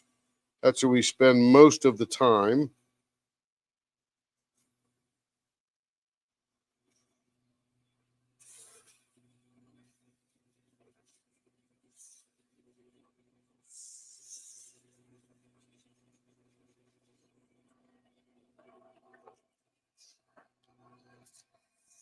Let me get the ends of these things all tightened up here.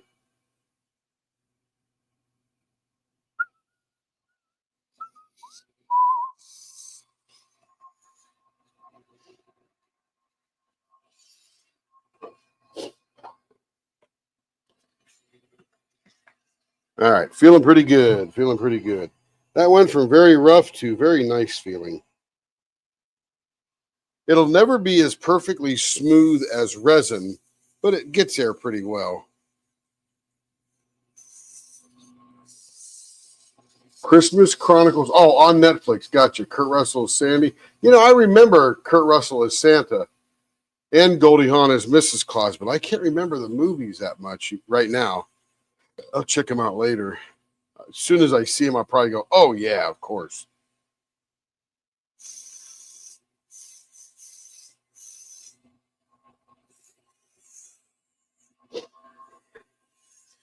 Sometimes I can't remember the names of stuff. I just remember the thematic elements in the story and the actors and sort of the flow.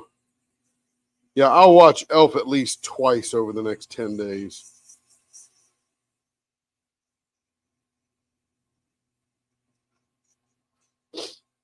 Will Ferrell's a pretty prolific actor.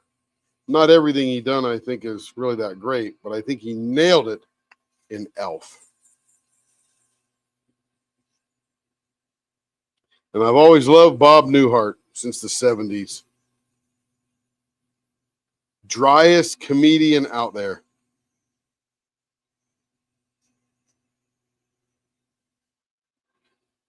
Ooh, that's feeling really good. Really good. All right.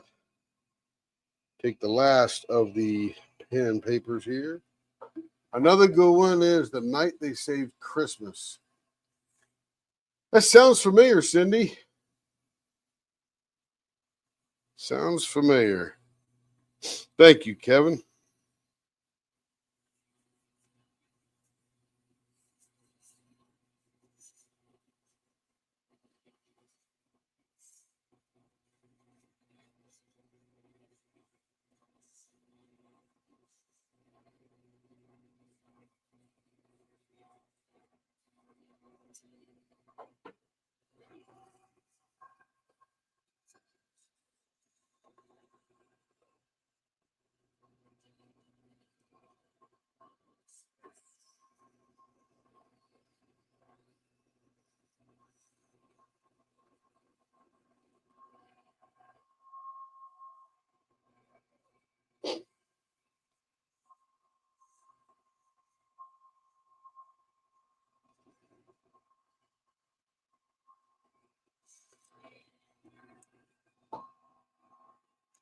All right, there we go. Now we're going to polish it up.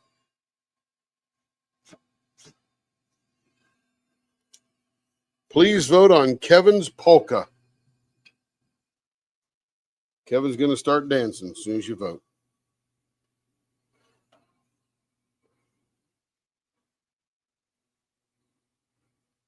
Good sand job. See that? It's coming out nice.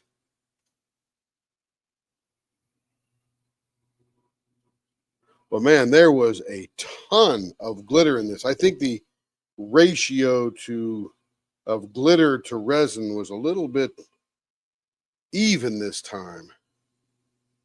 Should have more resin to hold it all together, but it's doing a good job so far. So I think this will come out very nice.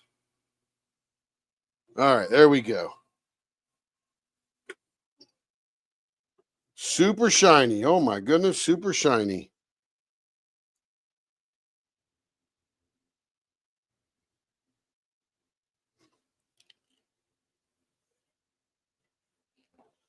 That is a crazy blank, Mr. Durr. Wow. Okay, next. Now, this is the normal stuff we get from Mr. Durr. He is the best with this little swirly thing through the clear. He is the best at that. Yeah, it's a very pretty pen. Very pretty pen, Gab. It's not as absolutely perfectly smooth as I want it, but it's pretty dang fine. Okay, let's see. This one is cream and clear, crosses baseball bat, 0.54 artist choice. All right, let's get some baseball bats drilled into this baby here. Thank you, thank you. Okay, here we go. Don't need to change the speed. Blower is on. This is going to be baseball bats on this one.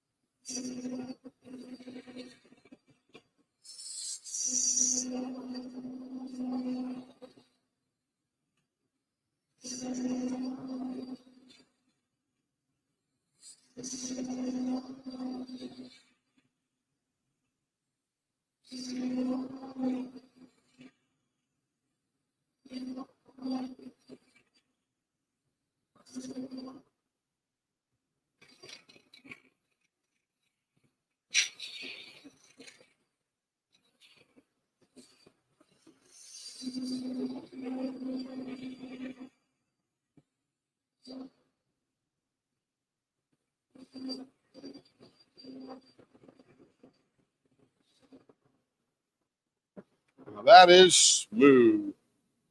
Okay, we're down to 0.55. A little bit further to go.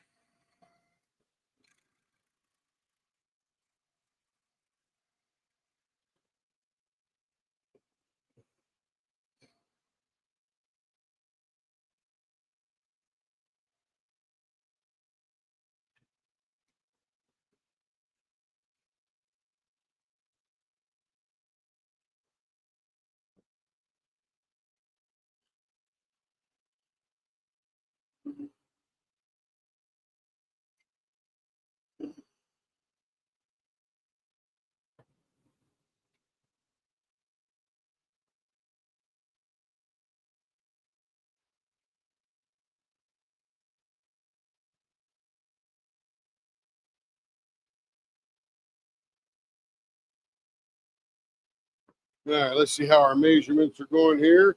Got a 0.53 there and a 0.56 there, so a little bit thinner.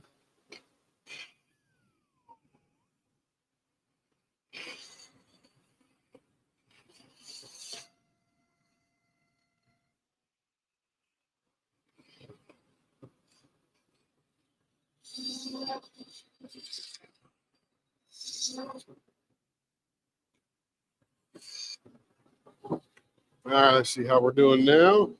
0.50, 0.51. That'll be a good variable between the two. Give your muscles a little rest from grabbing onto those as you go from one to the other. All right. Well, let's see what we got happening on the inside here. There will be no dancing involved with what?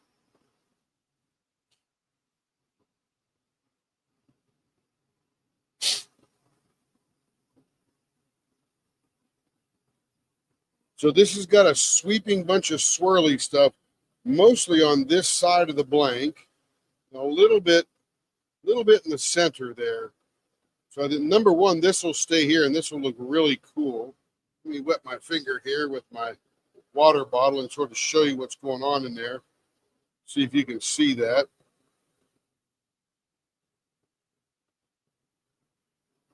But there's this wispiness in here coming in the center and up this side here. And I think an offset mustache down on this end will look killer. We did that once on a pen, I remember. It's very similar to this. Let's go see how that might look. See, 5 1/4. So there's our center. And if we offset that about a 1/2 inch, let's see what we're going to catch. Yeah, see this? If we dive in here, it's going to accentuate all this little swirly stuff right in there. And there's lots of resin in there on the inside. We're not going to miss much. Then we'll have all these crosses right down here on the end. And there's, of course, lots of crosses up in here. That's going to be very cool. Here we go. I'm going to bring it up just a hair.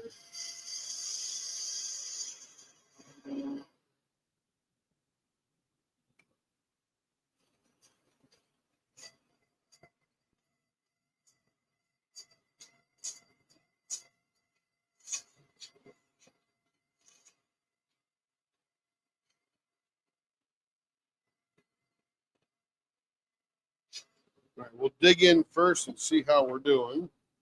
Oh, heck yeah. Look how that wraps right out of there. That is going to be too cool.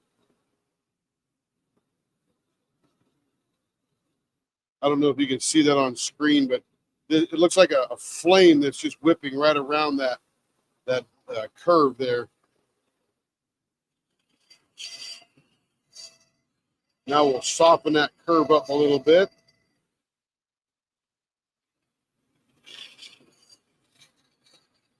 You know what it'll look like?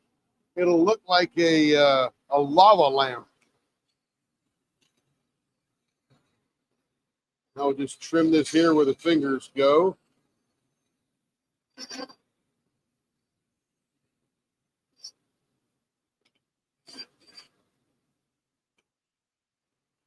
And then we'll leave this curve a little bit sharp because that'll look like a vase, like it's sitting on a stand or something, like a fluted vase.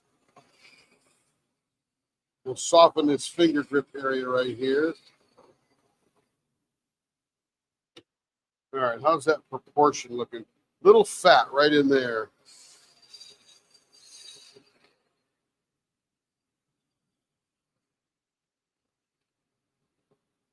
That made all the difference. Oh, that looks nice. Little fat right in here. A little more curve down into that finger area there. All right, this is going to be the one that's going to smoke your eyes here. All right, blower off. Nice. I'm glad, Lawrence. I'm not sure how that came over on camera, but that is awesome. And I'm glad that it did because it looks really cool from my vantage point.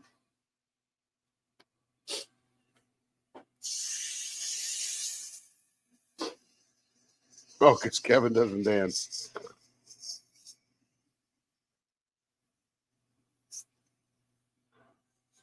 Yes, Kev, if you don't dance, there will be no dancing.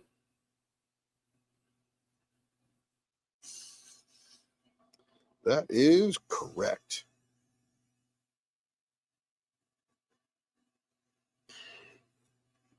Yeah, I look up at my TV screen, Lawrence, and it's essentially going into the computer, out to the internet, processed by YouTube, and then I'm watching as though it were a stream. So it's not as clear as you're probably seeing it because it's Wi-Fi to the TV.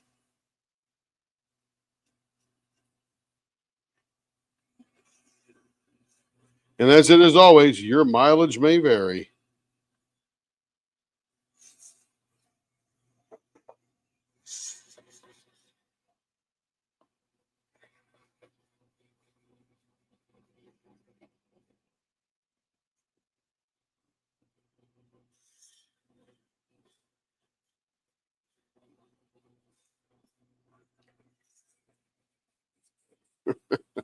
Denise is disappointed.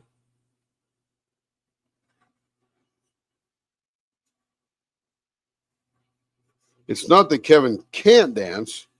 He just hasn't had much experience or much cause for dancing in his life. A lot of reasons to dance, just not much cause or opportunity, I should say.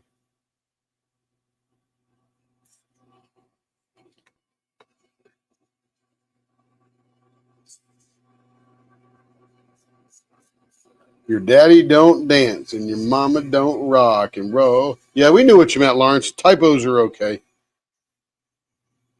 Unless it's one of those cuss word typos. Then you'll get banned automatically. Just kidding, I think. I'm not sure how all this YouTube stuff works. I turn pens for a living. Not really. I do high tech stuff for a living. I turn pens for fun.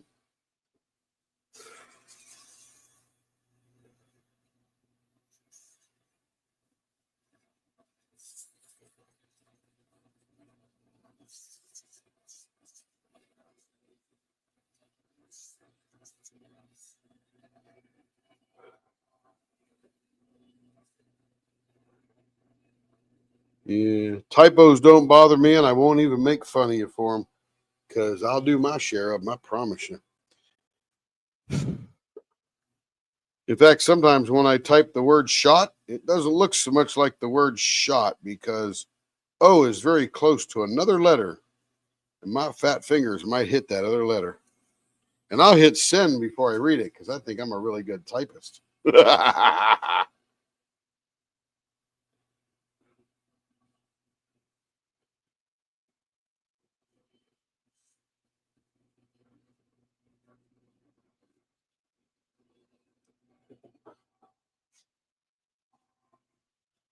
Nice, nice. It's going to get better when I polish it up, even better when I buff it. This thing will be like glass. I love how you do those exclamation points in that 100 in red. That's pretty cool. That must be an emoji or something.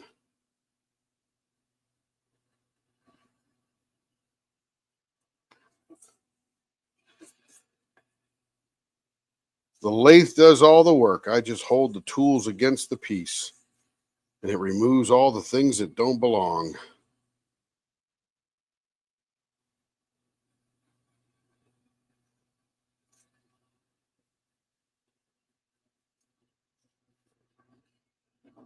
All right, let's get a little polishing on there.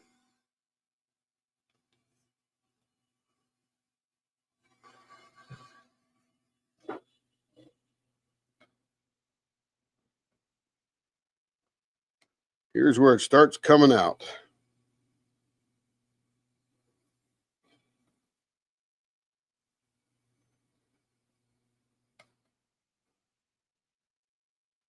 Nice. I need to use emojis more. I'm not a very big user of emojis.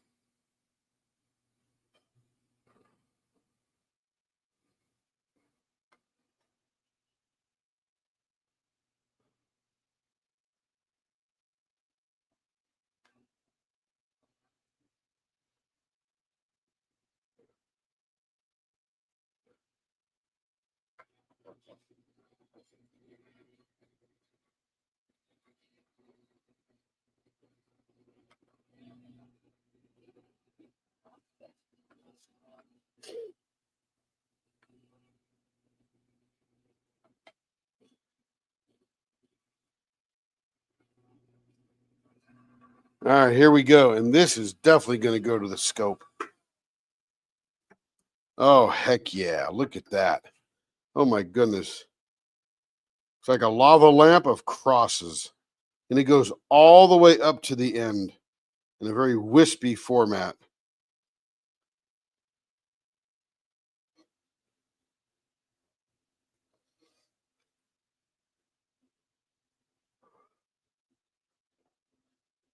All right, let's go check it out in the scope.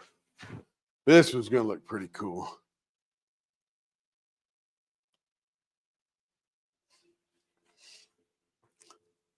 All right, here's the top of it. And you can see those little wispy fingers in there of gold and I guess some kind of off-white. Look at that.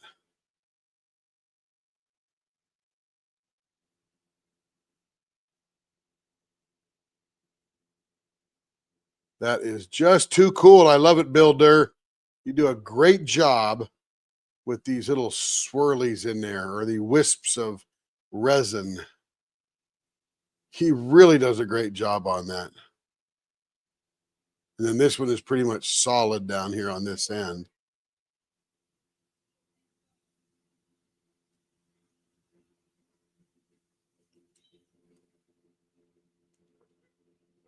I love that stuff.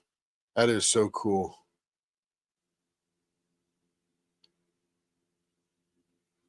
Almost looks like a white flame inside that thing.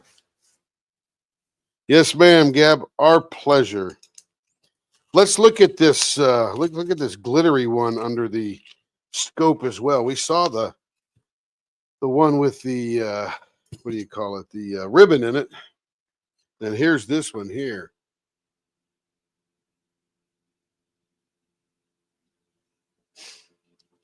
Now these little white and dark spots, those will buff out because that's the rubbing compound or the buffing compound, the polishing compound being caught by the pieces of glitter that are still sticking up a little bit. But that'll be pretty cool when we're all done. Again, we got more cleaning stages to go through. Hot pink on that end right there. Woo! Oh, yeah, there's some glitter in this one. My goodness. I swear it was probably more glitter than I have seen in a long time. Let me get the bushings out of this. We'll get those cleaned up. Carrie might get those out on Monday or Tuesday. You know, Gab, I don't think you'll have them before Christmas Day. Sorry about that. Just kidding. Just kidding. You won't get them before Christmas Day, though. The mailman's ain't that good. All right, we got Miss Meyer up next. Miss Joyce. Joyce Meyer. Isn't that like some preacher lady? Or do I have her name mixed up with someone else? Is this the Joyce Meyer who's the preacher lady? Probably not. Just a coinkadink.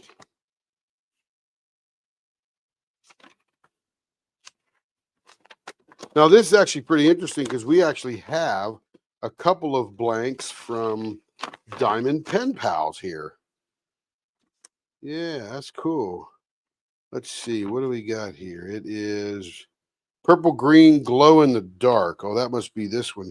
No, yeah, it's purple green glow in the dark, I think.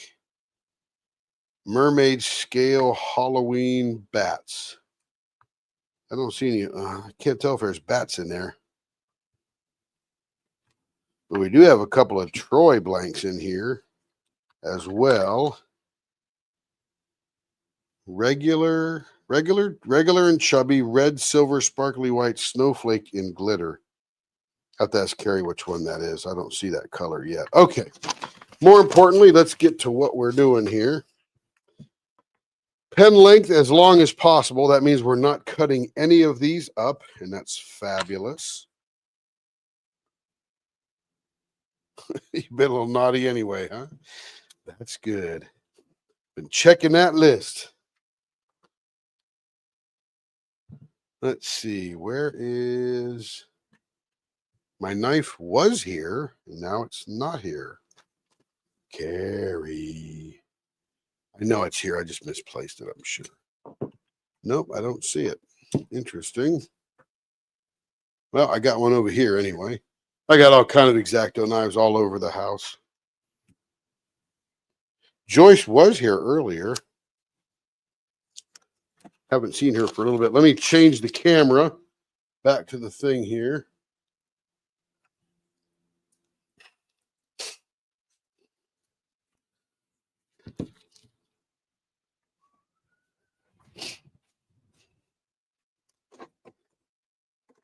Let's see. Let me sand that down so I've got it square.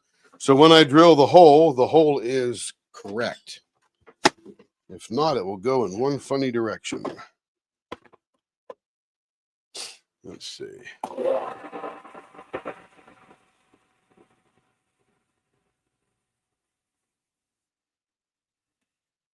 All right. That's good. That'll make it nice and square.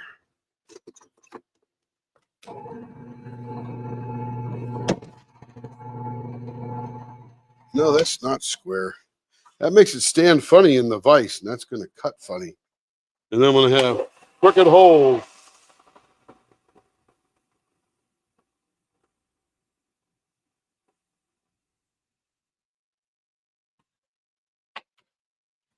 Oh, that's better.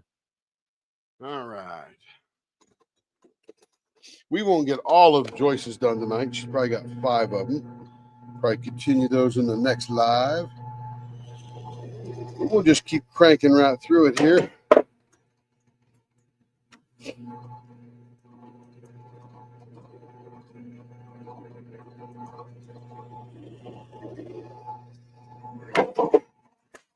All righty. Okay, we'll do this one first. The rest of them are all 5.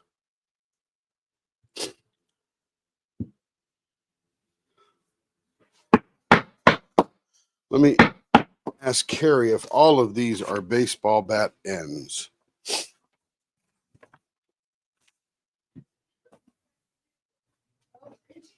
Yo, baby.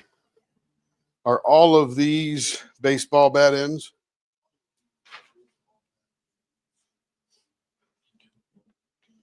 She's checking now. Dum, dum, dum. Okay. I don't think Joyce is on anymore right now. She was here earlier.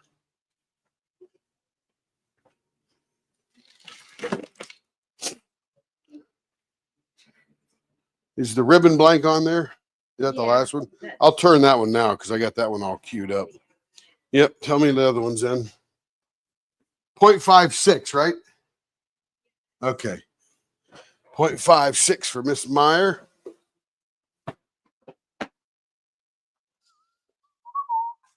All right, let's get rid of these. I can do this one here because I got it queued up before we get rolling.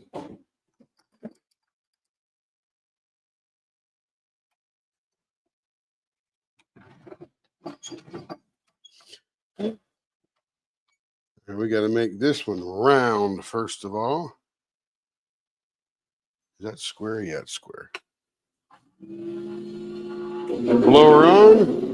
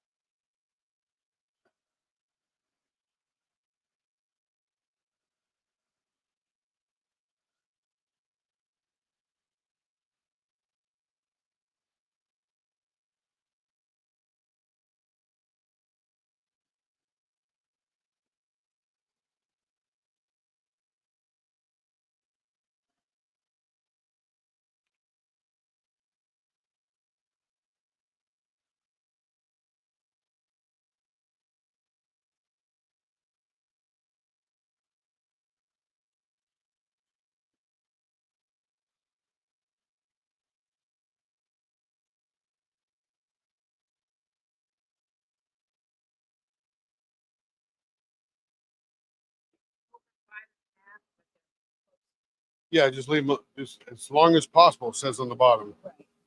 And baseball bat, this. All the way through. And she wants each different. Yeah, of course. Of course. Hey, Brian, how you doing? Merry Christmas, buddy.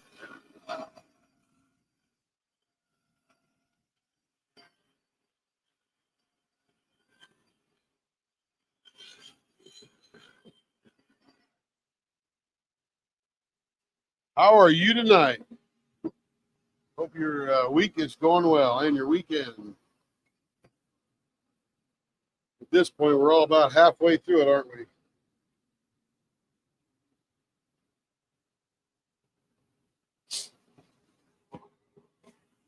All righty, here we go.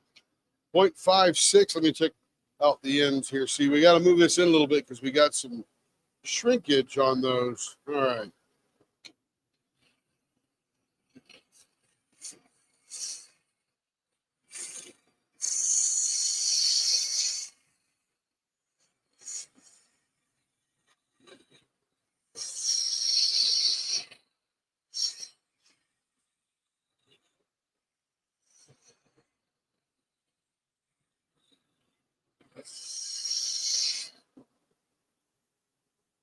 Four o'clock this afternoon. Very nice. It's got to start sometime, doesn't it? Okay, 0.60. We're almost down there. That'll do it there.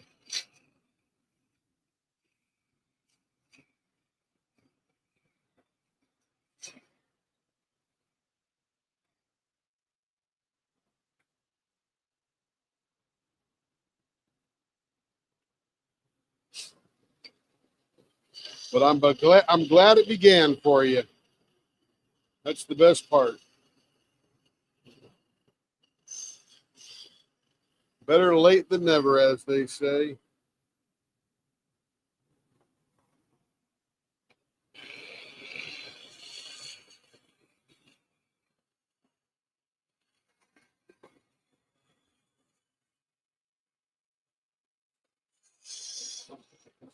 I don't really get a weekend because there are pens to make.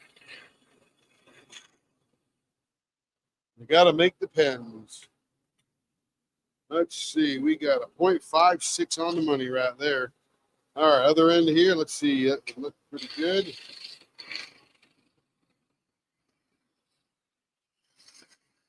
But this is enjoyable fun on the weekend.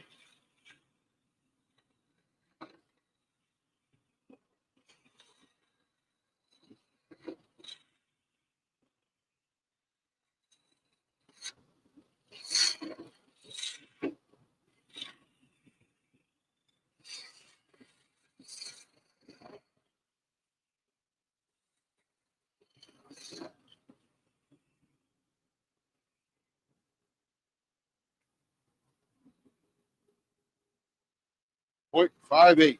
Coming down.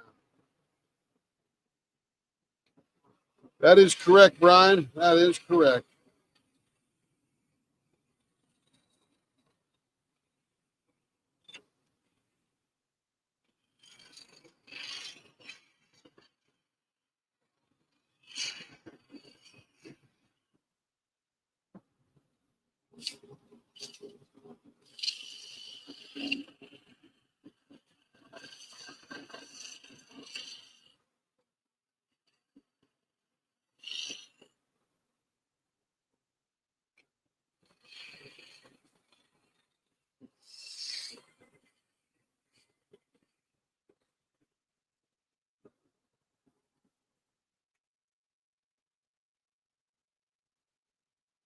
Point 0.56 on the money.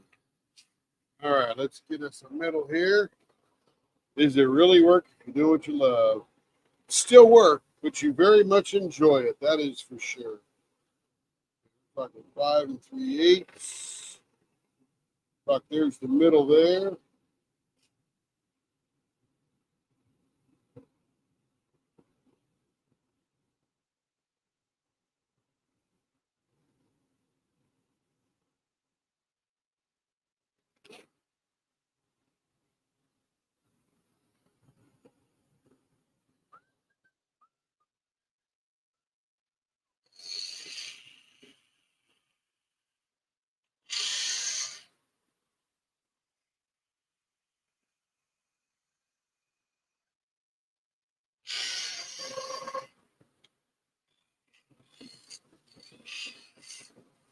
Who's Doug Miller? That name sounds familiar.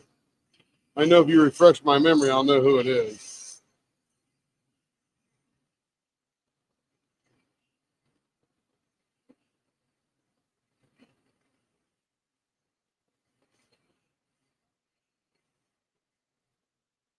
And I know you told me because I would probably know who it is.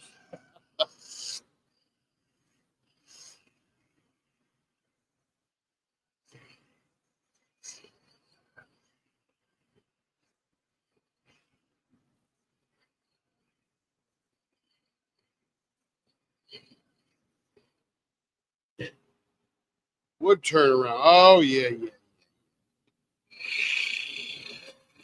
I'll have to go refresh my memory and look him up again.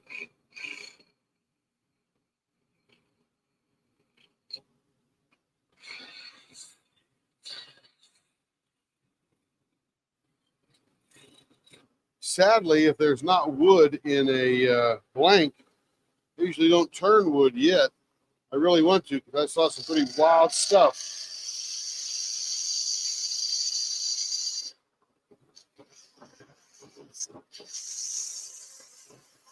Mainly in the bowl category.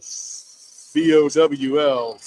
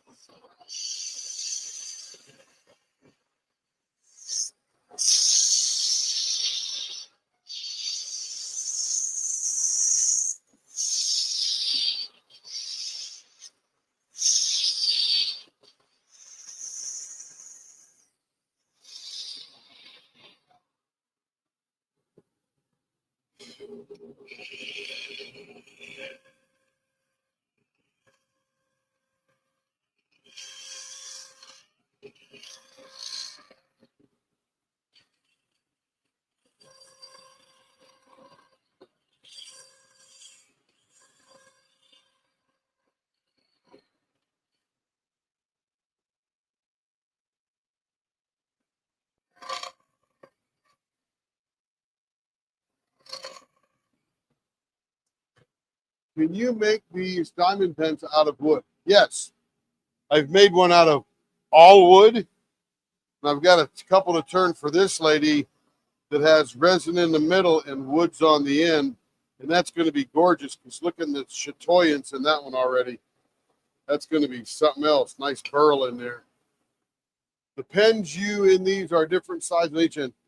Generally, they're very close to the same size. They're probably within 1/100th of an inch either way.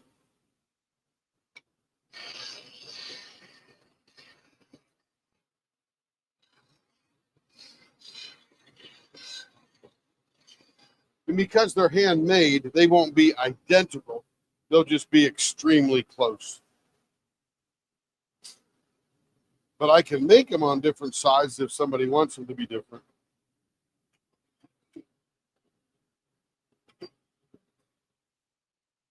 All right, blower off.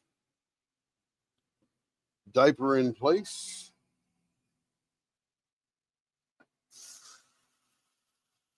So, first story for Spill the Tea today. You'll love this one. Yeah, maybe not. I love it. I thought it was funny as hell. Anyway, so I'm down in South Carolina, communicating with Carrie all the time, in and out of stores down there, and was visiting a local Walmart. And when I went up past the front counter, I wasn't stopping there for any business. There was some lady there, and she was being a Karen. And we all know what a Karen is. It's the person that has to see the manager to get resolution to show their power. Karen or a Kevin, whichever they want to call those people. And she was demanding to see the store manager. And the minute I hear that, I have to sort of hang out and wait a little bit and just listen. pretty uneventful. Store manager did what I would have done in the day. But back in the day when I was a store manager at Walmart and somebody requested me to the front end to speak to some customer, my first question was, are they really having a difficulty or is this a Karen? So one time I got to the front and there was a lady who demanded to have a refund for something that she said she had purchased sometime in the past and did not have a receipt. And of course, always erring on the side of good customer service, I extended.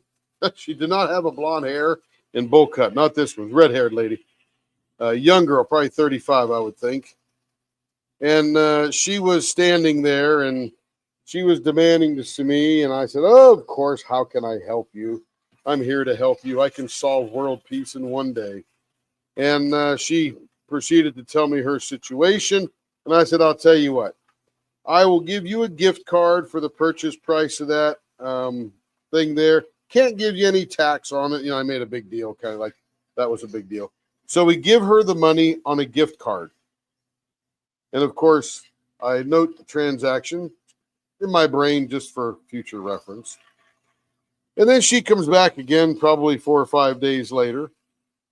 And I do the exact same thing. I give her another gift card because now I know her game. Her game is to walk inside my store because I followed her on camera on the previous one. And she proceeds to the counter and picks up something that's, you know, less than $25 and then walks right to the customer service desk. She did not purchase this item. She just wanted some money.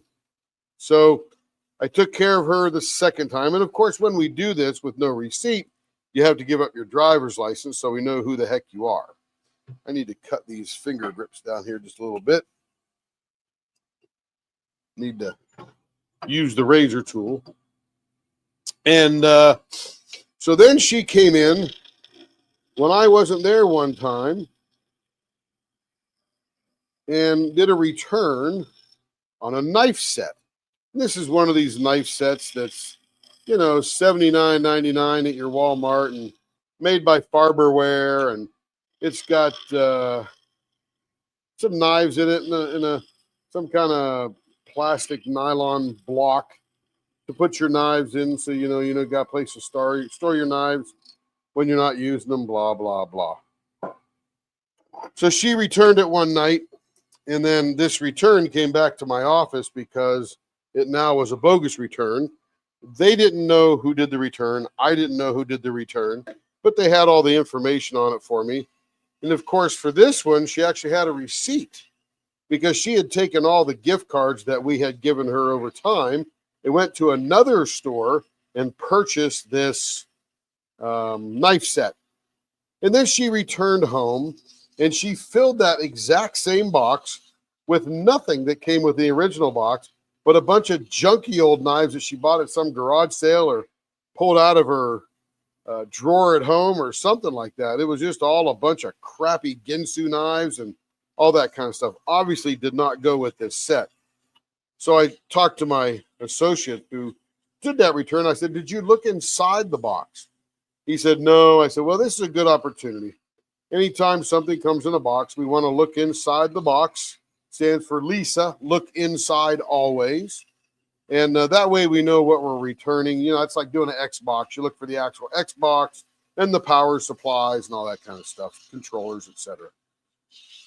So I went and looked on the camera to see when this looked on the camera, noting that when the transaction happened on the receipt that was in the system.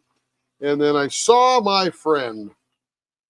And I thought, that is very interesting. There is my friend who we have given gift cards to of some value.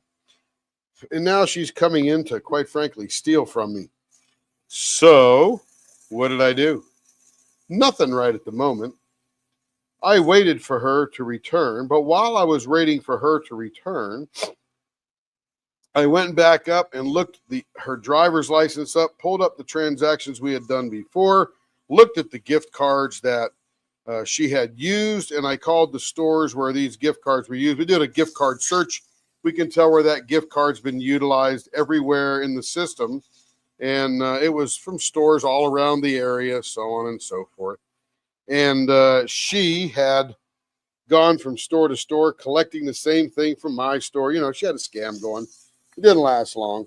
But anyway, I contacted those stores. I let me know, you know, what she bought with it. What did she purchase with it? How did she get it loaded up? What other gift cards were combined with it? So on and so forth, doing a little bit of a forensic investigation. I didn't do it myself. I had my LP people do it, and then give me the data.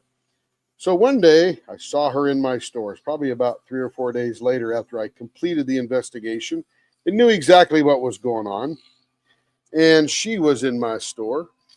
And once I noticed her in the store, I called the police and I said, hey, just wait for me on the front end. I'm going to bring up a customer to you. And I said, talk to this customer. Hey, I got a little bit of an issue with the knife set you brought back. Let's go up to the front end here. I just got a question about one of the knives. It wasn't very sharp and wanted to know what happened to it. Just some BS story, right? So we get to the front. She doesn't see the police because I had them stand to the side so it couldn't be seen. And as we got into the customer service area, I had them come in and put some handcuffs on her and get her for theft by conversion and so on and so forth. And all that kind of good stuff. She was probably 35 years old, just your typical scammer getting through life kind of thing. I don't put up with them ever. I see them a mile away. I let them get away with enough. And one of the things I did was I allowed her to steal enough where it got above a certain level so that, guess what, she could be held for a felony instead of a misdemeanor. So, you know, you got to be patient, and people definitely eventually show you their true colors. And that's my spill the tea story number 1. That was a funny story. I love that thing. I'll never forget that detail because there are people in the world that just want to do that. They just want to steal your time, steal your energy, steal your soul, all that good stuff. Anyway, I thought that was funny. But the minute I saw that lady at that store in South Carolina, I thought, man, I know this drill. I have been through this drill before. Won't be my first, won't be my last. And there's my tea. By the way, I learned the spill the tea word, probably about 9 months ago. Somebody over here in Tulsa, some lady had a channel. She was going to spill the tea, and I had no idea what that meant. Well, I do know that I'll tell you the details in a second, Brian, because I had to go to her trial in my town there. But forgot what I was saying now. Anyway, Brian, that lady got 9 months in jail. Some of it was suspended. Some was time served because she was sitting in the jail waiting for her trial because nobody would trust this lady to post bond based upon the story, the write-up where the cops did. Nobody would trust that she would show up later, flight risk, all that different kind of stuff. And then she had to pay back Walmart. I think it was about $7,500 for all of the stuff, which most likely will never, ever be collected. Most, 90% of judgments in court cases are never, ever collected. So if you ever get sued for $1 million, most likely it will never be, you'll never have to give that money up. Even if you didn't have it, you don't have to give it up. Don't have to get a second job to go give it away, all that kind of stuff. Anyway, that was that. I forgot where I was going in the first part there, but a lot of fun. Yeah. Oh, anyway, yes. About 9 months ago, there was a lady over here in Tulsa. She was mad at somebody else, and she was going to spill the tea. And I never heard that term. And I was just flipping through the channels or the YouTube videos there, and it was spill the tea. I'm thinking, what's spill the tea? And I'm like, oh, I got it. It's tell stories about people, and this is you setting the record straight from your point of view. Well, from different point of views, what I understand is there is my side, there is your side. Somewhere in the middle is the actual objective truth. That's what judges try to get to, the objective truth and how things square up, where everybody is emotionally invested in their side and their side only. And generally pride predicts or prevents them from seeing it any other way, you know. Now, yeah, they were saying spill the beans the time. Yeah, spill the tea is like all the rage now. I guess it's just story time at spill the tea time. All right. Let's see. Where am I at? I was on the final one there. Got to get the polish out now. Yeah, but I was, you know, it's sort of funny how these little routines trigger you, and it's just bam. In Arizona, they send to collections, intercept tax refunds, whatever they can to rescue. Yeah, they do the same pretty much everywhere, Judith. But you know, if somebody's not making much money and there really isn't much of a refund, you're generally, unless it's a small amount, you're generally not going to get much back. Like child support and people suing people in small claims court and stuff, and you know, that kind of thing. Yeah, they pretty much everywhere. But I'm talking about the millions of dollars thing. If you see somebody get a judgment for tens of millions of dollars, number one, like big company, they'll appeal that sucker forever. Forever. All right, that is beautiful. Look at that. I love these ribbon things. I just got to get him to put that ribbon in the middle and not off the edges like that. But it looks cool no matter what. Of course, I got that extra polish all over it. All right. Did I highlight that comment when I was flipping through?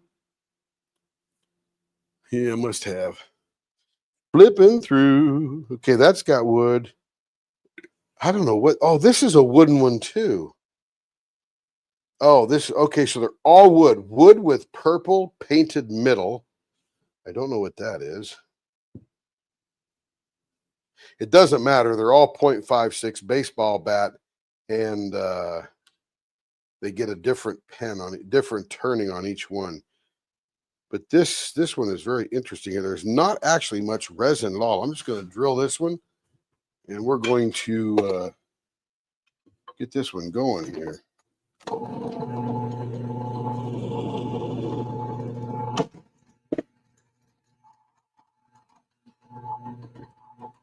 And then I went to Target looking for something else.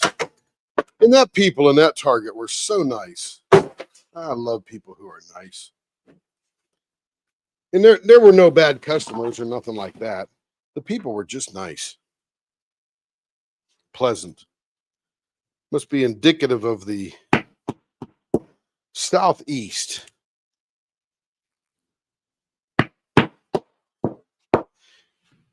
And I heard of a new chicken place that I never heard of before. How long is this blank? Let's see. This blank is 6 inches long. Carrie has written down 5.5, but she wants it as long as possible. So we're going to stick with the as long as possible and leave it at 6 inches.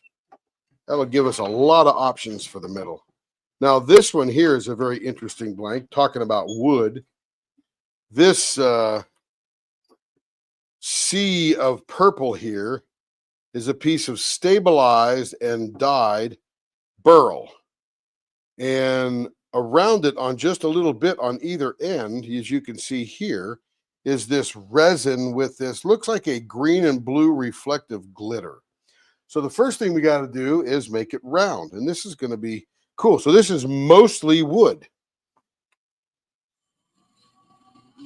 Let's fire it up into the heavens here and turn this one up. Here we go.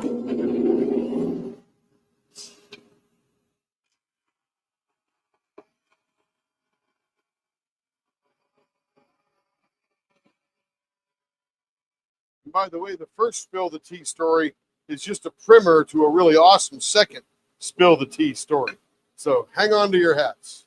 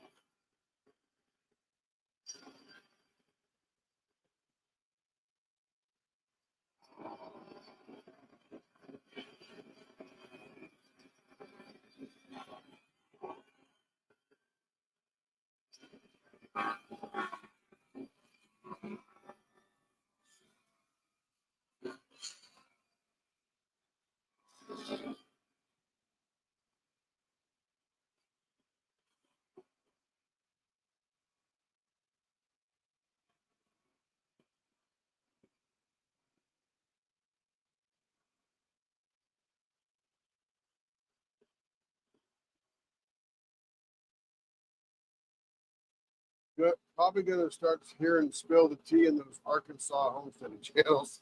There's a lot of tea down there, I'll tell you. Always a lot of drama down there, I'll tell you.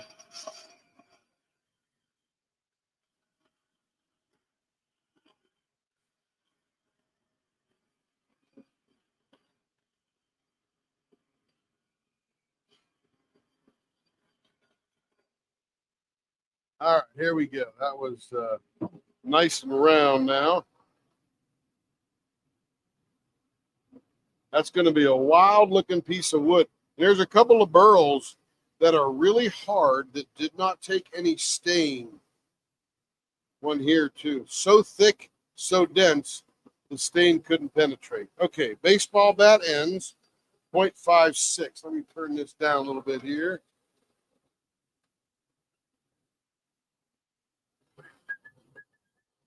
Turn it up a little bit.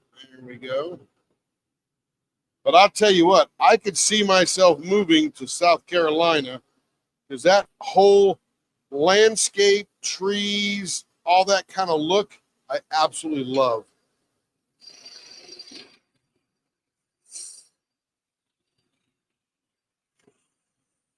It is very pleasant to my eyes.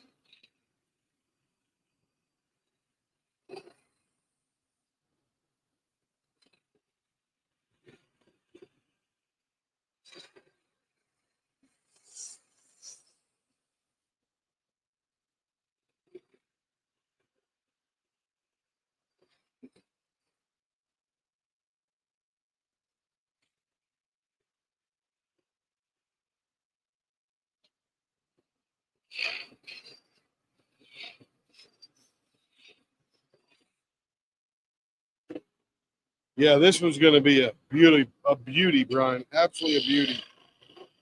As long as I don't mess it up, it's going to be gorgeous.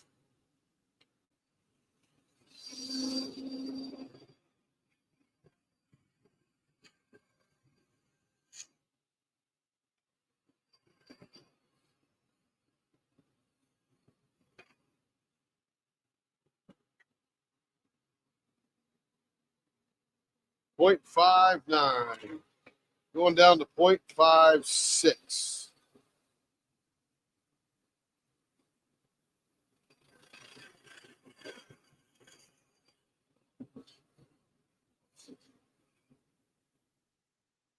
All right, that should be right there where we want it to be. Perfect. This is starting to really shape up here. Got some plant shining through. Woo, it's going to be pretty. All right, other end. Here we go.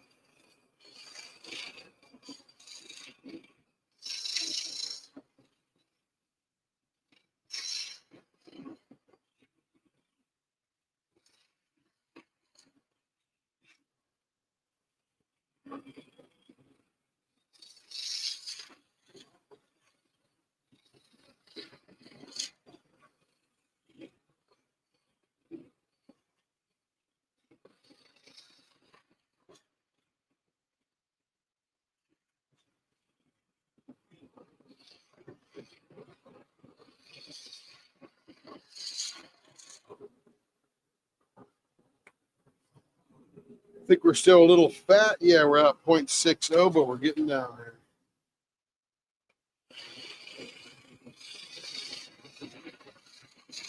And by the way, I love purple, so I'm going to love this blank.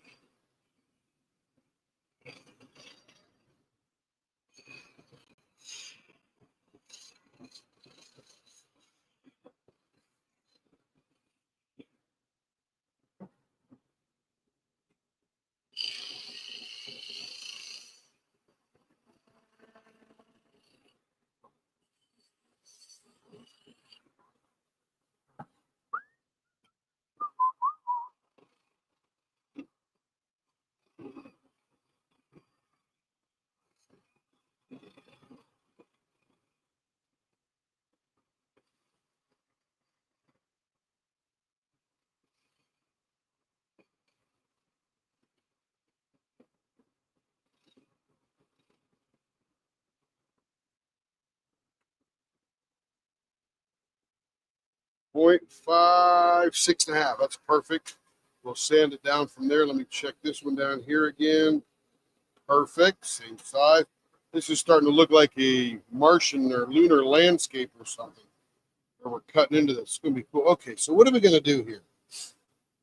We could simply do a mustache right in the middle, and we'll see a lot of this wood come out.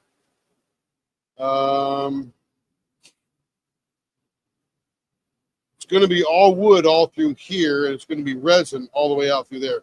This little bit of resin right here likely will come out.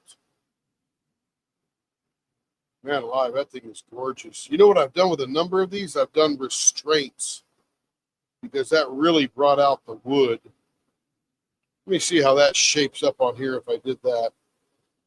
6 inches long, 3 in the middle here. And if we want to do restraints, and let's say I want to do 3 of them.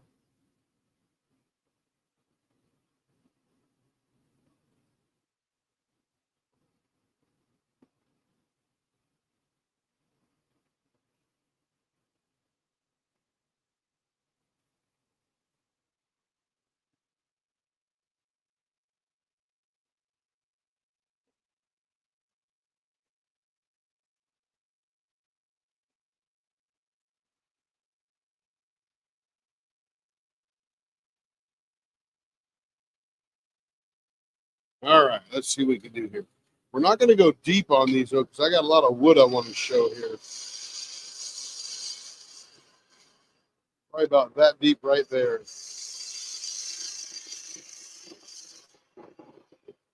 That was really a good dye job. Look at all that purple peeling off of there. Gorgeous.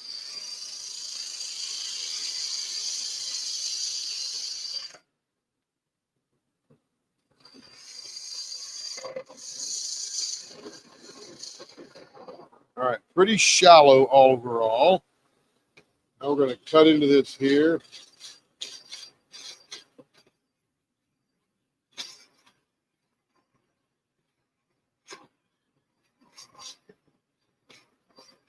All right, that's nice and shallow there.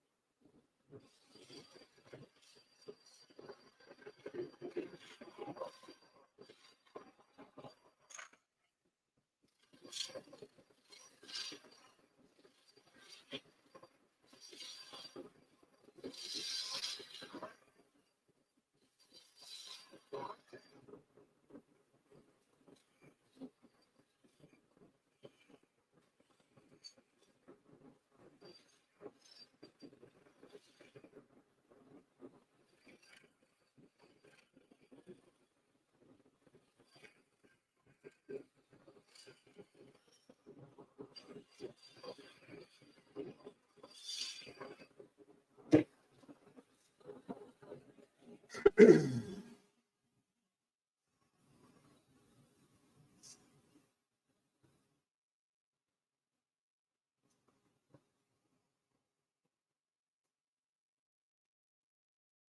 right, here we go. I'm going to call that one good right there. It's going to be cool looking. I could tell already. Oh, my goodness. Oh, my goodness. That's going to be delicious. Okay.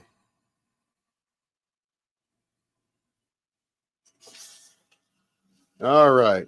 Second, spill the tea story. So I'm in South Carolina,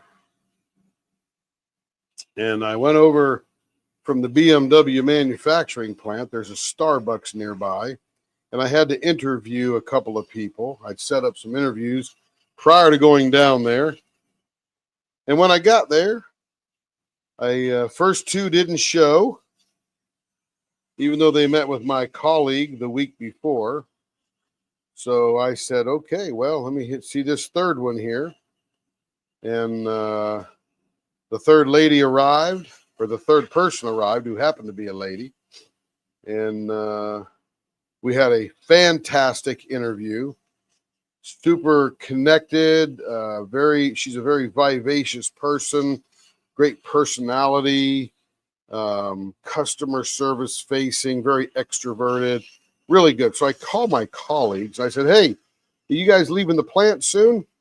You want to meet this last candidate here? Because the other guy met the other two. And he said, yeah, we'll be there in about 10 minutes. I said, all right. So they were leaving the plant anyway at that point. They made their way over to the Starbucks, which literally was only 10 minutes away. And right next to a Bojangles restaurant, of which I've never been to before.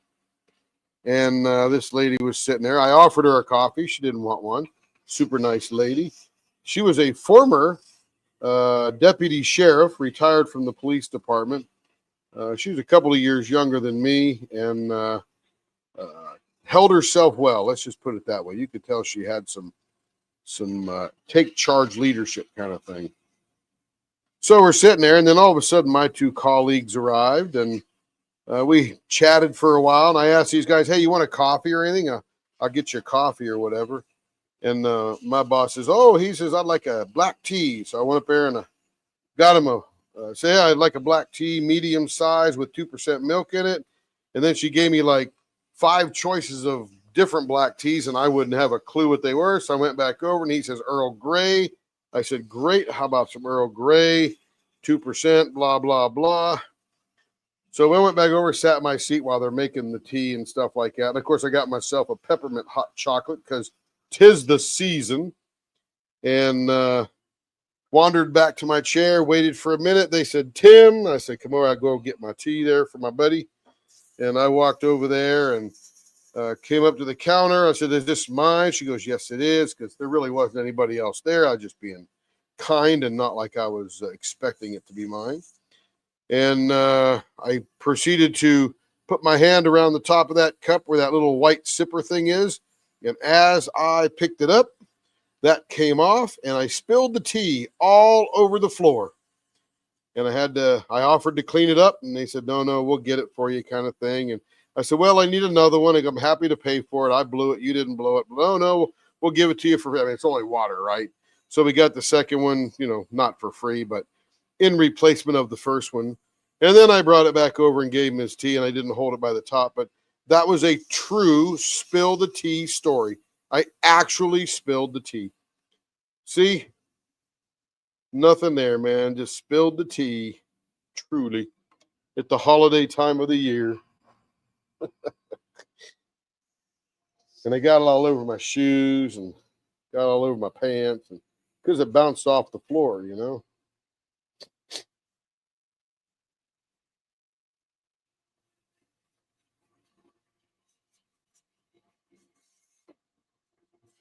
By the way, really good podcast this morning. I recommend everybody go check it out. It was about taking care of yourself before you can take care of somebody else. Psychologically speaking, living the abundant life, the life of prosperity. Doesn't mean money. It just means abundance, which is different than money, but could also be money.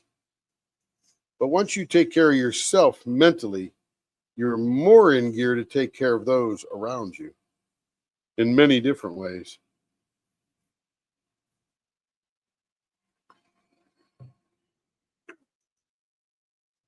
Oh man, that's gonna pop. Ooh, that's gonna pop. Okay, I'm on my, that was the first sandpaper here. Let's get into my second sandpaper. Not the Earl Grey, I'm telling you, spilled the tea. I don't even know what Earl Grey is, but I've heard that name before. I'm not a tea drinker, so I'm not really sure what that is. But I sound all kind of fancy when I say it, huh? Yeah, give me some Earl Grey with 2% milk.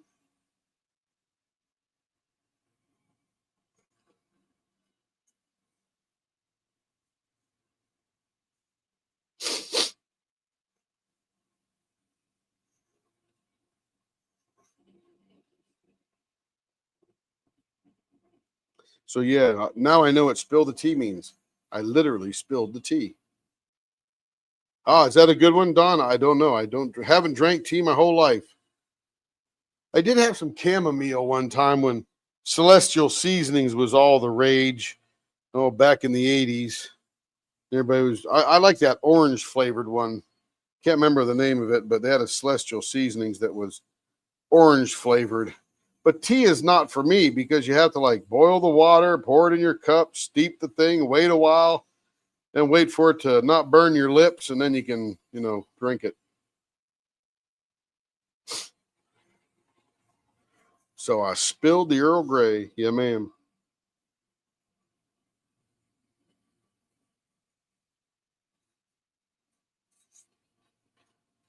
Popping a top on something or filling up your cup with ice water. That's my kind of drink there because it's fast.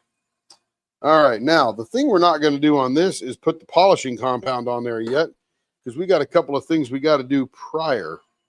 One is we need to dry out this wood. Now, even though this is stabilized wood, which is a fantastic thing to turn because the wood has been impregnated with resin, and that's important because it makes it better to turn. Yes, ma'am, that is the story you showed up for. Hopefully we didn't disappoint. It was a true story.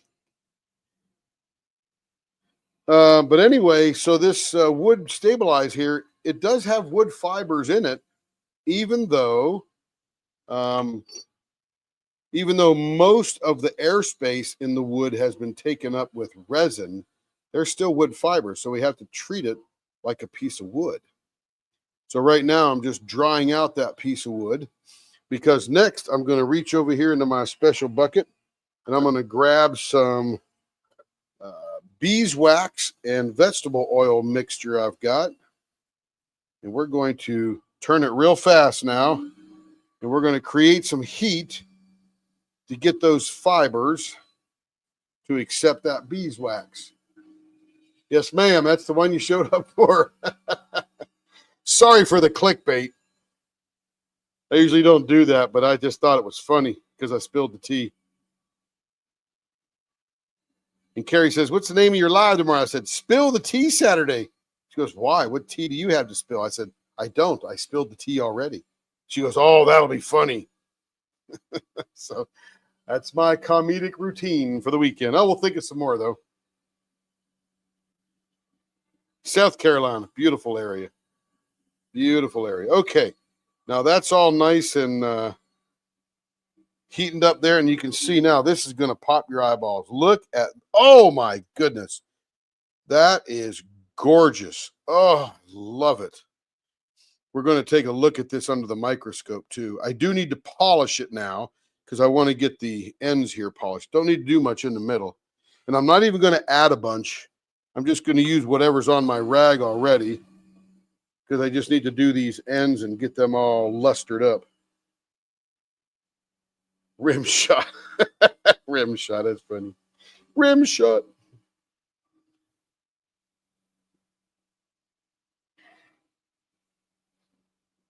I mean, it's not like there were 1,000 people, so the clickbait didn't really work too well, did it?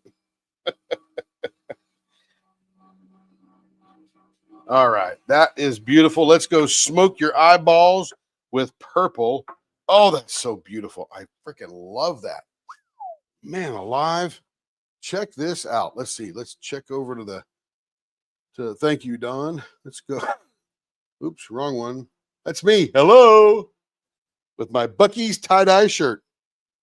There, check this out. It looks a bit like a galaxy, doesn't it?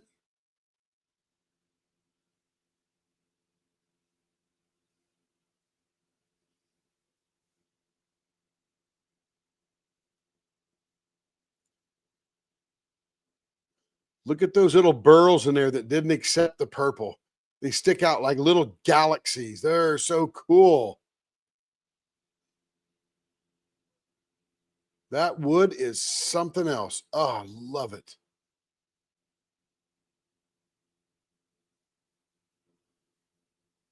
And there's a measure of chatoyance in this.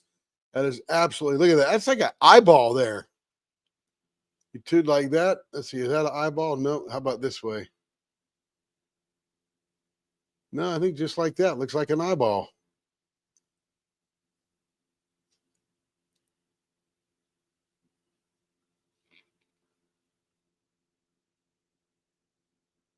Absolutely love it. That is a gorgeous blank. And you know, it didn't look like that when we started.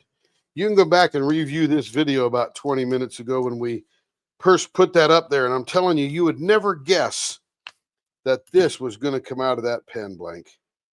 That is gorgeous. My goodness. And we've got a couple of more. Well, for tomorrow night when we come back. Thank you. Thank you. Thank you. This is going to be some gorgeous stuff here. This is half resin, half wood. And these are both very similar. May even come out of the same blank. Who knows? Or cut out or something like that. But more burl. And you can see the chatoyance in this one right here. That is going to be, oh, just brilliance. And again, chatoyance is a cellular thing that causes the light to reflect differently. And it looks like it's wavy, even though it's perfectly flat. Yes, ma'am. Those are gorgeous pens. Absolutely gorgeous. Love that wood in there. Love that wood. All right, everybody. That is it for this evening. Watch for me for premieres in tomorrow, and we will be back tomorrow evening, of course, to turn some more pens. We'll probably finish up Miss Meyer's pen.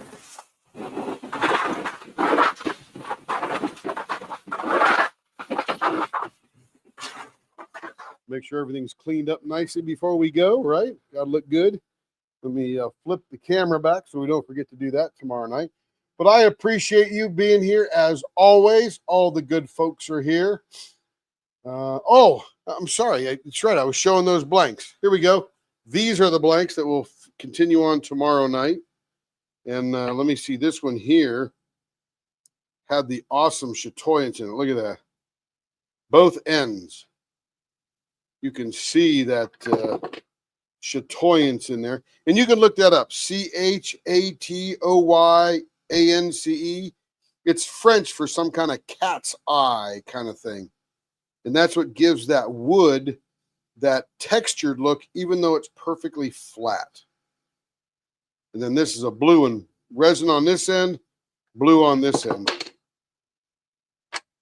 But these are going to be fun.